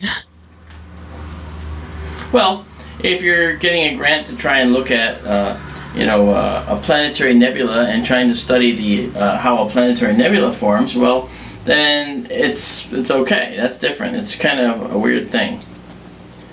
It's really stupid. Okay, so this is now a 14. Do you think if she hadn't have gotten so much fame with the whole alien megastructure surrounding Tabby Star, that maybe she would have had a better go? So that's what I remember, that it was an alien megastructure until they figured, no, come on guys, it isn't, you know. Yeah, I don't know. Don't know how to answer that. But here in the live video, you can actually see Tabby Star again. And again, this is a live feed, so if I were to move this over a little, you can see that it's live and feeding now. I like having live video, especially with this, because this is actually at ASA 102,400 with a 1/4 second exposure, which we can actually take that exposure back a bit, go to 1/5 of a second. This is 1/4 of a second, 1/5 of a second. Okay, and there. At a 1/6 of a second, it's mostly black, a little bit of noise coming through, but you can see Tabby Star in the center. And every now and then you can see an errant sensor pixel shooting like a red flashing light at you, which is not actually happening. It's actually the pixelization in the camera. The pixels are actually misfiring. So there's an issue there, but the camera's still just wonderful. Okay, so this Tabby Star is an F05. Alright, F0 spectral class and luminosity class 5. So it's fusing hydrogen into helium normally in its core. Alright, so now we want to look at a G-type star, because we've just done O, B, A, F, and now we're going to do a G. And for yeah, I was going to ask you, because when I dropped, I assumed Tabby Star was an F star. Okay, an F, what did you say? F05. F05. Yep. Okay, and now we're going to go to a G star. And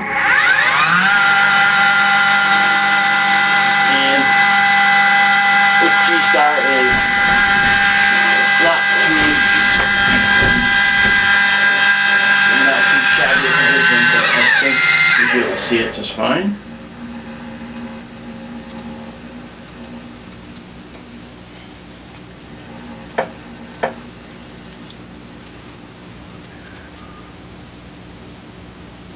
Oops, just a minute here. Let's see here. 1 second. We're going to pull that back in.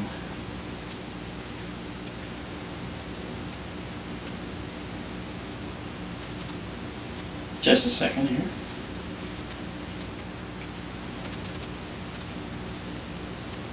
Okay.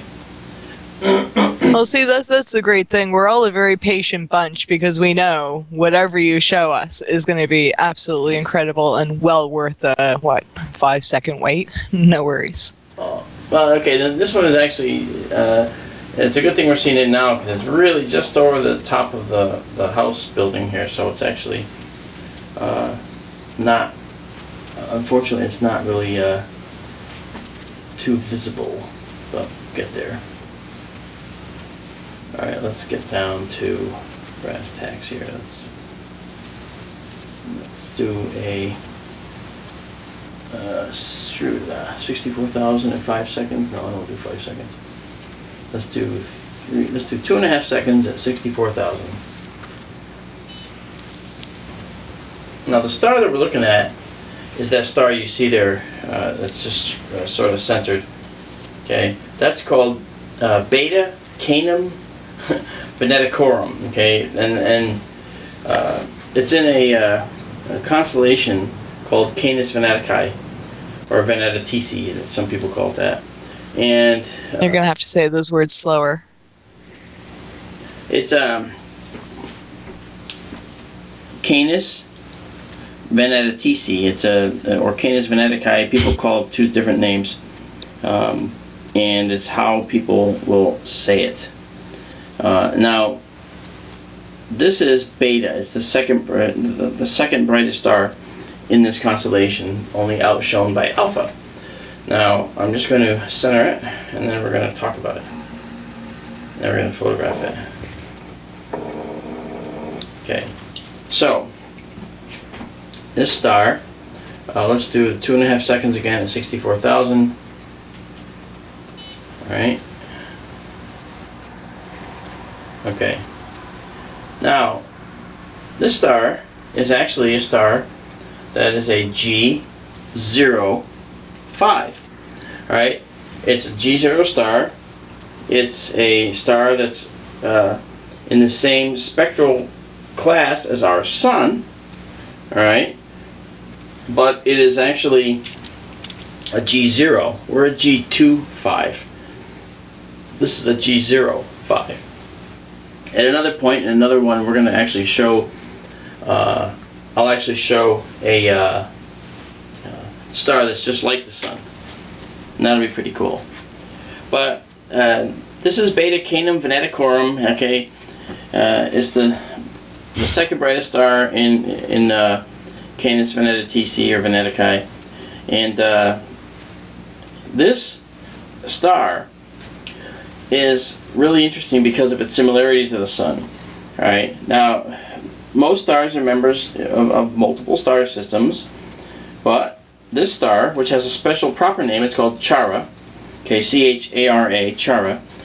This star seems to be single. It doesn't have anybody with it, and it's 27 light years away, right, which is not terribly far, and it gives us a good chance to see what the Sun might look like at that kind of distance. I mean, it's a little bit brighter than the Sun. It has a little bit higher luminosity or intrinsic brightness, but other than that, the star is actually pretty close to being. It's pretty close to the Sun.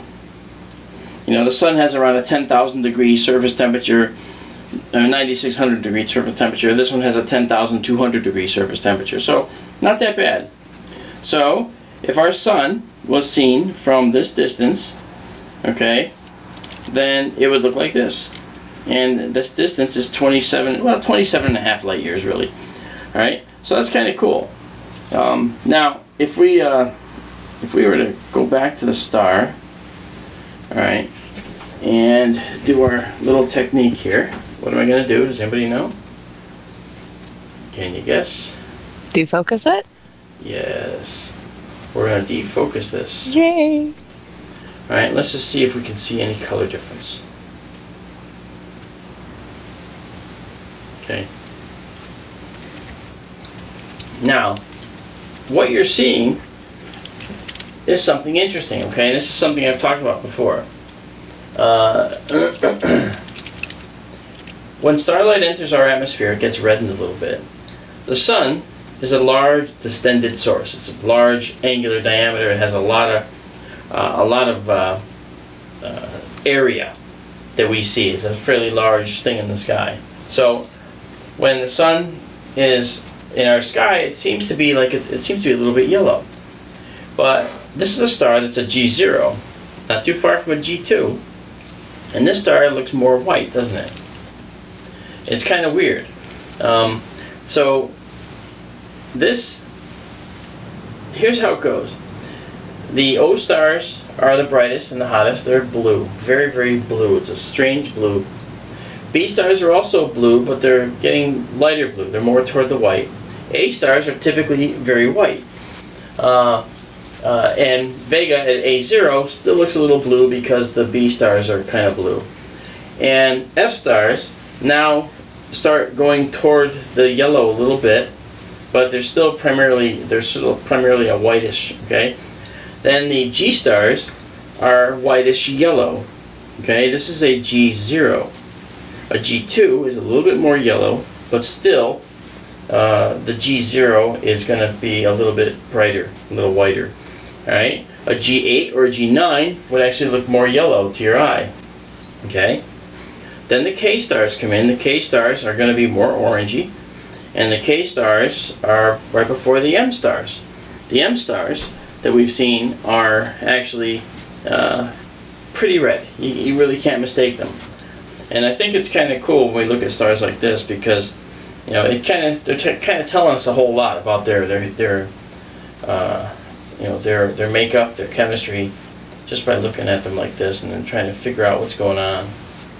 Alright, so this is the G0 star, the closest analog to the Sun that we've seen all night. Okay, So now, let's go and take a look at the next star in the list. This is now, we're going to go to this star. This is interesting because this next star is 57 light years away from us, and it's 90% of the mass, 71% of the radius, and 36% of the luminosity of our sun. All right, and it's a star that actually is one of these K stars that I've been telling you about. All right, it has a name. It's called. It's in Hercules. It's actually called 14 Hercules. Okay, and we're going to go there and check it out right now. So here we go. We're going to go and go to the star. That's where we can get there. Yes,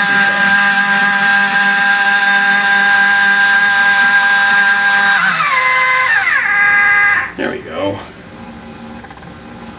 So, like, in constellations, like, we were looking at 9 Sagittarius. Yeah.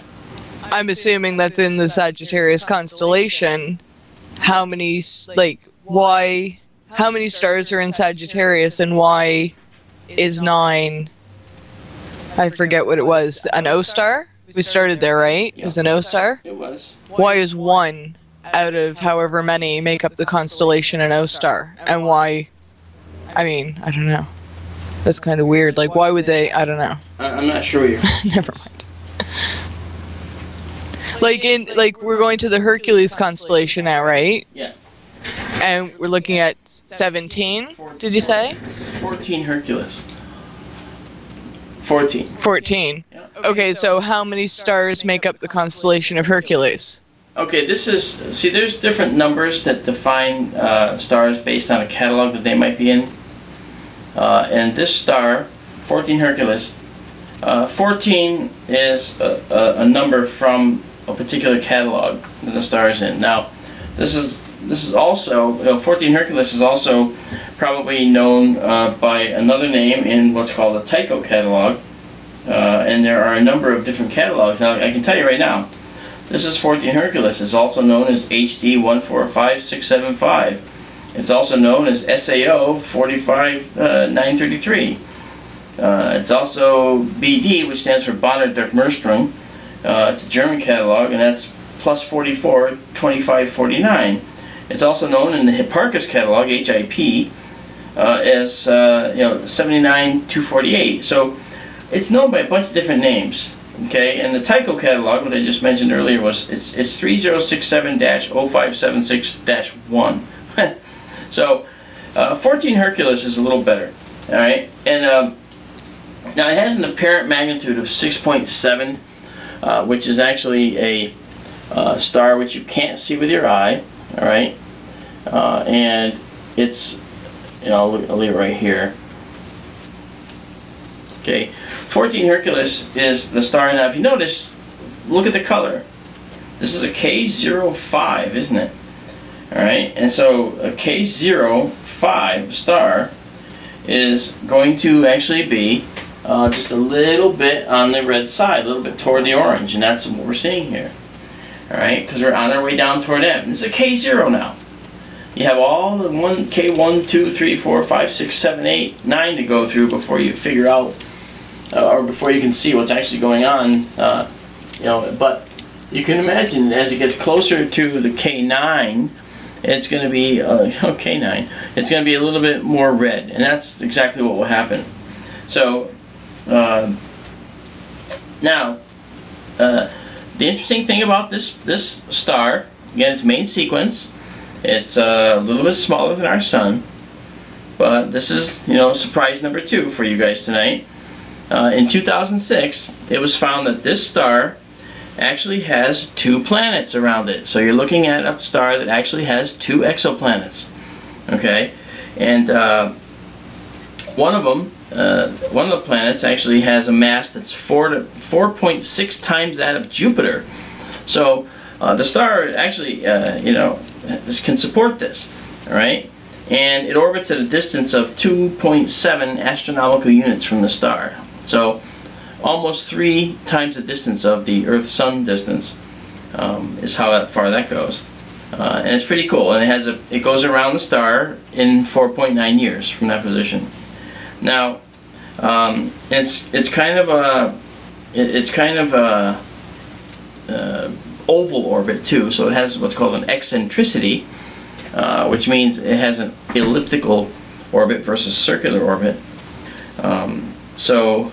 There are times when the planet will be as close as 1.7 AU actually, and then as far away as 3.8. So it's 2.7 on average. So it's interesting. Now, back in 2005, okay, the actual second planet was well, theorized actually based on the movements and based on the study, and it looks like it might have a mass 2.1 times that of Jupiter, and the orbital characteristics of that planet are not really ironed out yet. Recent analysis though indicates that it may lie in a 4-to-1 resonance, there's that word again, with the inner planet that it saw earlier. It has an orbital period perhaps of 19 years about. So that suggests that for the inner planet goes around 4 times to the 1 time that the outer one goes around. That's what the orbital resonance means. In the same way that Io, Callisto, Ganymede, and Europa have a orbital resonance between them, where they, Io goes around many times, and the next moon out goes around only a certain number of times, and then beyond that, certain more times. So it's like, for every time that Io goes around, the next moon out goes around exactly, say, twice. For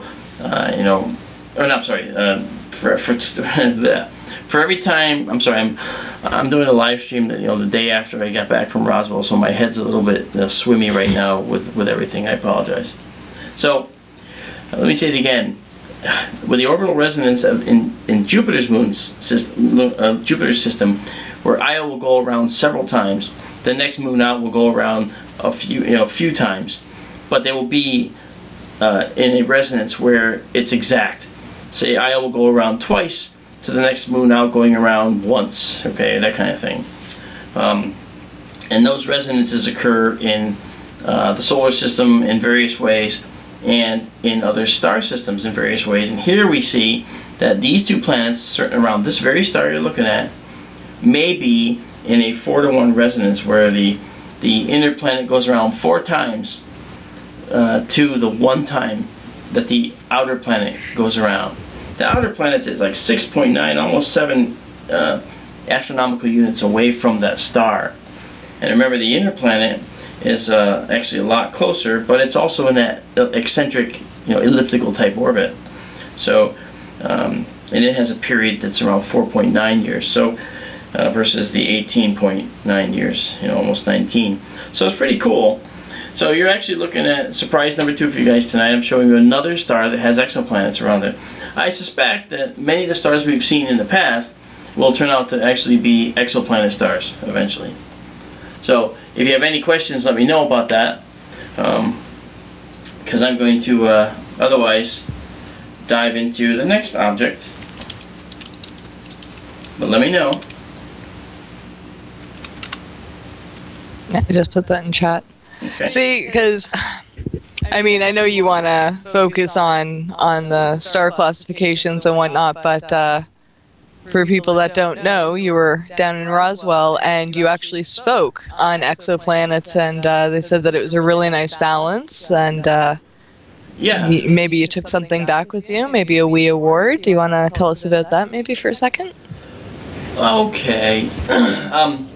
Yeah, I actually got selected to be part of a documentary by Penn State, because when I was down there, and that had nothing to do with the award. The award was separate, but I'll tell you about that after. These professors that were there were saying most of the people that were talking about UFOs in Roswell were basing their UFO thought processes on faith. I believe in UFOs. You know, how can we be the only ones out there? You know, blah, blah, blah. And that all makes sense, and that's true, and I think the same way.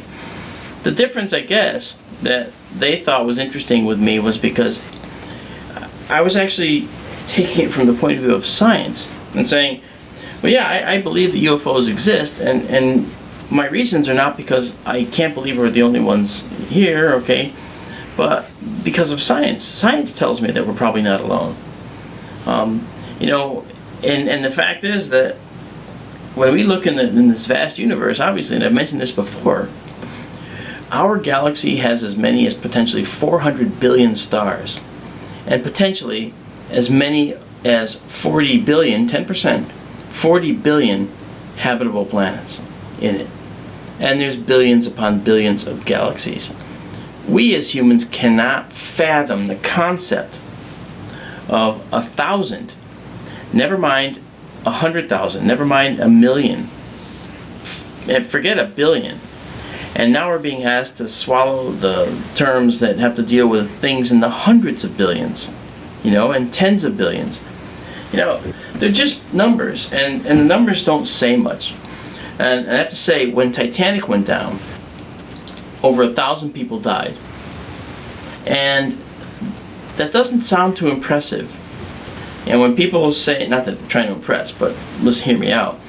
But when people say 1,000 people died on Titanic, over 1,000 people, they say, wow, that's a lot. But they don't really have an idea of what 1,000 is. So the newspaper on the dock that Titanic left from placed 1,000 people and had them all looking at the newspaper camera as they took a picture of all the people standing there, 1,000 faces staring at everybody from the newspaper in the front page. When they saw that, that became the photo of the century, because that showed clearly what 1,000 people looked like, and all of those people died. And when you look at the picture, you were like, wow, that hits home. And I saw that picture when I was a kid, and since then I've become someone who is a champion of painting a visual picture for people to help them understand what we're talking about when we talk about these large numbers and these massive, very big, massive objects in the universe and so forth. And you know, in a universe where you quickly reach astronomical scales, even a model of the universe, then this becomes something where you better be able to paint a good picture. You see what I mean? And that's what I do.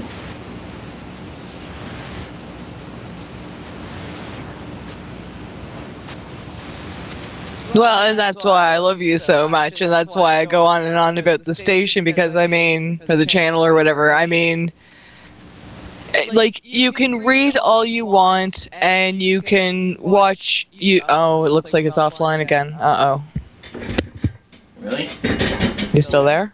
Yeah, I'm still here. Oh, wait, no, looks like it's back. Okay, a little bit of buffering. I hope we're back. No, I was just gonna say, like, and I mean, I've said it a million times, I'm sure people are getting sick of it, but you can only research so much, but unless you have someone that really understands it, explaining it in detail and letting you ask why, and, you know, certain people can just recite the facts, but, you know, for me anyway, and it's a best combination of both worlds, because if I say, what's a G-star? You zoom right in on it. Or what does a nebula look like? Okay, well, let's look at one. And you'll explain it in a really easy way that's not insulting, because I know they're basic questions, but I mean, it opens up so many doors for people. Like, a little bit of understanding sparks, you know, a passion for it, and then you want to find out more. And I mean, I don't know. I can't thank you enough, and I'm sure everyone listening feels the same. Yep. And by the way, I now officially know why our stream speed is limited tonight. I have one son playing Fallout on his computer, and have another one streaming on Netflix, and also playing a game at the same time. So I have basically 3 other processes going on the Wi-Fi and on the internet link, which are causing us to have this problem. So that said, I make a promise to you that in the future, for the next streams, this will not happen again.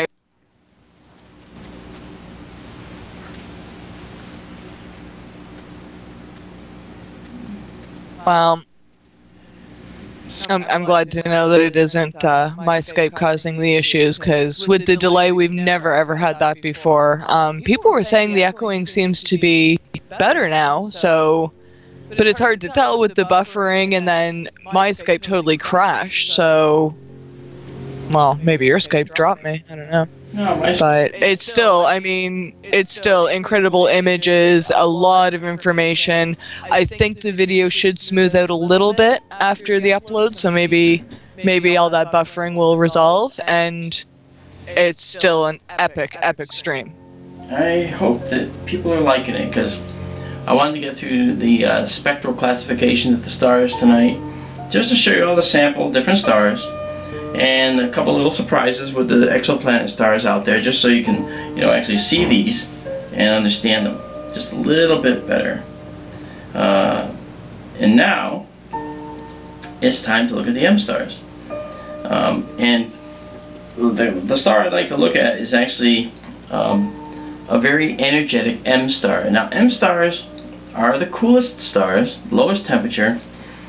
But when they're M0 and M1 and M2, kind of the early M stars, they can actually be very, very violent in outbursts. And even though they may have planets, those planets might very likely be sterile environments, because M stars are actually well known for ultraviolet radiation. Now, why should that matter? Our sun throws off ultraviolet too, right?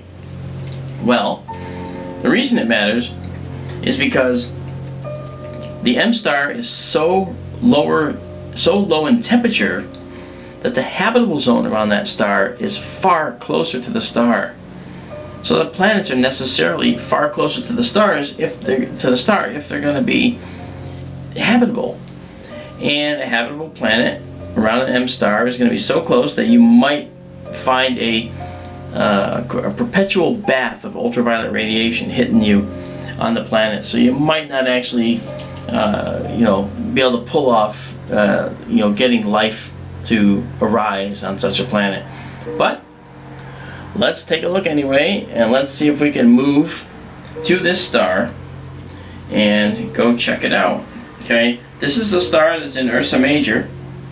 All right, so it's actually it's a star that is actually pretty well known. It's called HD 79210. And I know all of you know that star very well. And yes, that's a joke. I'm wondering if Daryl just guessed it. Do we all know the name of this star?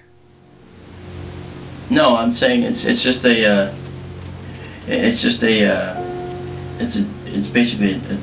kind of a joke, because the star is known as HD 79210. So clearly you're not going to know it. Oh, sorry. I thought you were going to tell us the alternate name as something we knew. Never mind. No, it's just a little 7th magnitude star in Ursa Major, and we're going to go check it out right now. Moving.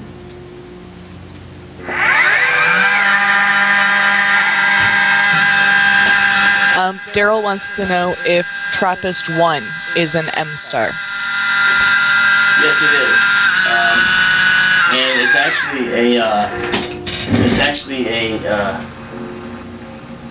it's an ultra cool dwarf star. So it's actually, indeed it is. And TRAPPIST-1 is really neat because it's the one that has the 7 planets around it that we talked about, and of them we have 3 of them in the habitable zone of that star. But that's an M9.5, okay? And as an M9.5, okay, that means the star is likely more stable than the early M stars that we talked about, which have outbursts and so forth. All right.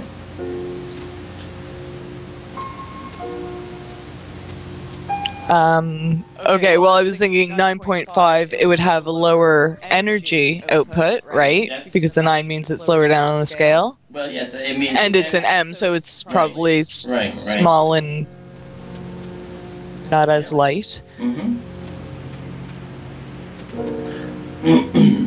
Now, this star, what you can see, it almost looks like you're looking at a still photo of an aircraft, doesn't it? Let me move it over and then center it for you so you can see. It kind of looks like, yeah. Isn't that beautiful? Now what we need to do is zoom in and check focus.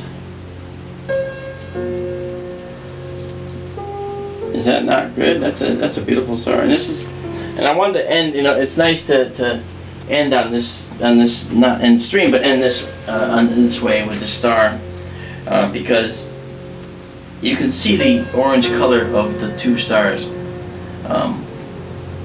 Now, this is a 7th magnitude double star, okay, and it's in Ursa Major, and its distance from us is 20.1 light years. It's only 20 light years away, only. And the nice thing about this thing is it's an orangey red dwarf, okay, and it's M05, the main component's M05. Surface temperature is 3,840 degrees Kelvin, there's that Kelvin scale, alright, which is literally 33% cooler than our sun, alright, and it's also only 3/4 of the sun's diameter, alright, and it has basically a total energy output that's only 1/10 of our sun. Isn't that incredible? It's incredible. It's gorgeous, though. It is beautiful. It is very beautiful. Yeah. Now, the two stars are separated by 16.8 arc seconds, and that corresponds to a physical distance at this scale of 111 astronomical units in real life. And they rotate around each other, they orbit each other in a rotational period, orbital period of 975 years. So, I mean, just imagine this sped up time from, say, the time of the dinosaurs, okay, to today. You'd see these stars spinning furiously around each other, you know, faster than you could see, whizzing around each other as the years plod on here on Earth. So they're just beautiful. Now they're also, we're seeing some atmospheric scintillation because, believe it or not, the stars are actually quite low, and the red color is sort of artificially enhanced because we're looking through more of the Earth's atmosphere. So it's just a bit of a problem, and I apologize for that, but we didn't get to it quick enough. But it is an Ursa Major. Ursa Major is circumpolar, which means that the constellation never sets. It just goes around the pole, and it's high enough toward the pole, close enough to the pole, that most of the stars in Ursa Major never go below the horizon. So that's really cool. So we can always see this binary star, and I think it's a beautiful binary as it is. So, and again, this is a again, an M05 star that's binary, and I want to take a photo of it. We're going to do a photo at, let's say, ASA 10,000, sensitivity 10,000, and we're going to make it just a 1.6 second at 10,000. Let's see what we get. And so you're cutting out a little from time to time. What is the distance between those two stars? 111 AU. 111 AU. Yeah, astronomical units. And that is 93 million miles per AU. Times whatever. Times 111? Right, well, yeah, I mean, you can approximate it, because that's 930 million miles, okay, and then, you know, add another AU in there.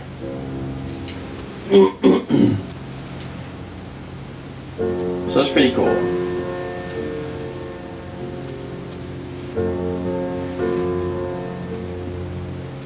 That's beautiful.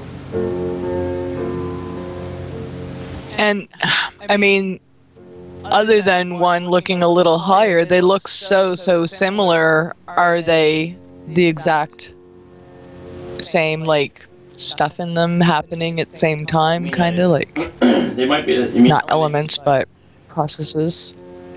Well, typically the stars are they appear as one sometimes, but this is a double like this is really, you know, typically the stars when they form as binaries, if the stars capture, you know, another star and they form a binary system, then the stars could be very different from each other. Okay. But if the stars are actually formed together, then it's likely that they're going to be the same, or roughly the same. And just so you know, we have some clouds here now, so this is probably the last thing we can look at before the clouds ruin our evening. But I think it's a good note to end the stream on, obviously, with the views that we've been having tonight. Did the folks in chat like what they've seen tonight, except for the stupid delays? Well, I mean, the delays happened. No one actually complained. They were just kind of letting us know what they were experiencing, which I was asking for, which I really appreciate. Yeah, I mean, I'll wait until they pour in, give them 30 seconds to start gushing, but yeah, everyone's loving. See, that's the last thing. I'm trying so hard to only focus on you because I get so lost so easily, but I also want to keep an eye on, you know, for questions and stuff like that, and you know, people are always saying how beautiful the images are and how clear and how gorgeous and thank you and things like that, right? Yeah. This last one now we were looking at, I was thinking it, but I didn't actually write it down, and someone else said, it looks like they're in love. And it really does, because, like you were saying, different binary stars, like when you defocus them, they do look either maybe a different color or one's a little larger or something, but these two look so similar, so that's why I asked. And yeah, but it's weird, you get like, I don't know, these distant stars that you rarely get to see, and like everyone almost got the same kind of feeling from, That's interesting. you know, just an image. It's very odd. Well, I mean, it's actually it's not an unheard of feeling, and you know, it's like a feeling you get. Like, say, I put this up here, right? And let's just turn up the music and listen to this and watch it. Look at the stars.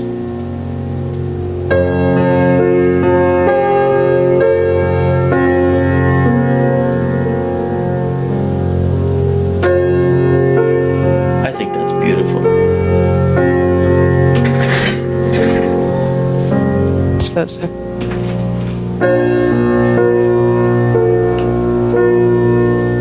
It's almost like they're playing catch, like I see the orange going back and forth as they almost twinkle. And we're just seeing the you know, from a scientific point of view, that's just the atmospheric scintillation playing games with us, but we don't have to look at it that way. We can just look at it as just a beautiful moment, you know.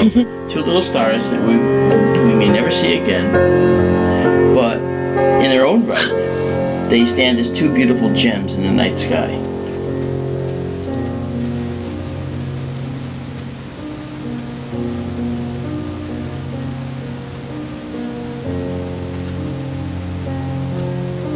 I think astronomers must have been poets in their previous lives. I have a book.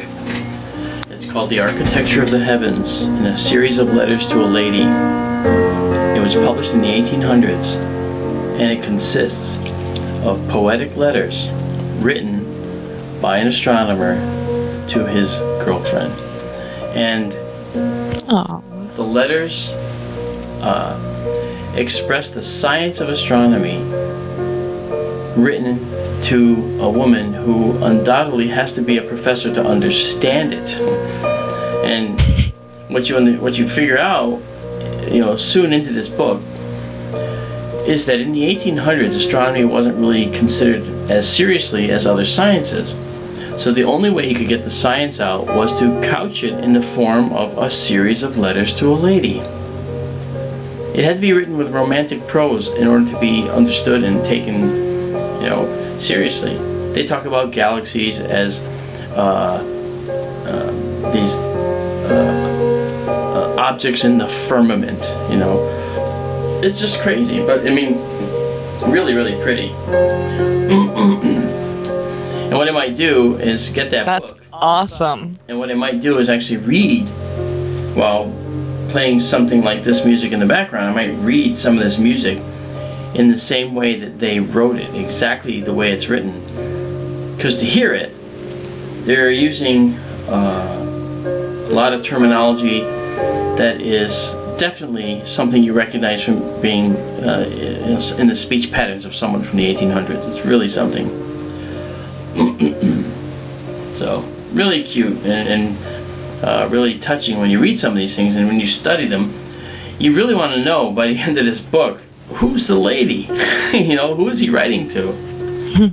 And in some cases they would write to their sister, or they'd write to their mother, or they'd write to their wives or girlfriends, and it's just like, it's amazing stuff. And my book is a second edition, or first edition, so it has these little tissue paper covers over these photographic plates, which are actually just printed paper showing these things, and they're all drawings. They're not photographs because they didn't have that capability for books at that point. So you just see these drawings with tissue paper covering over them to protect them. It's amazing.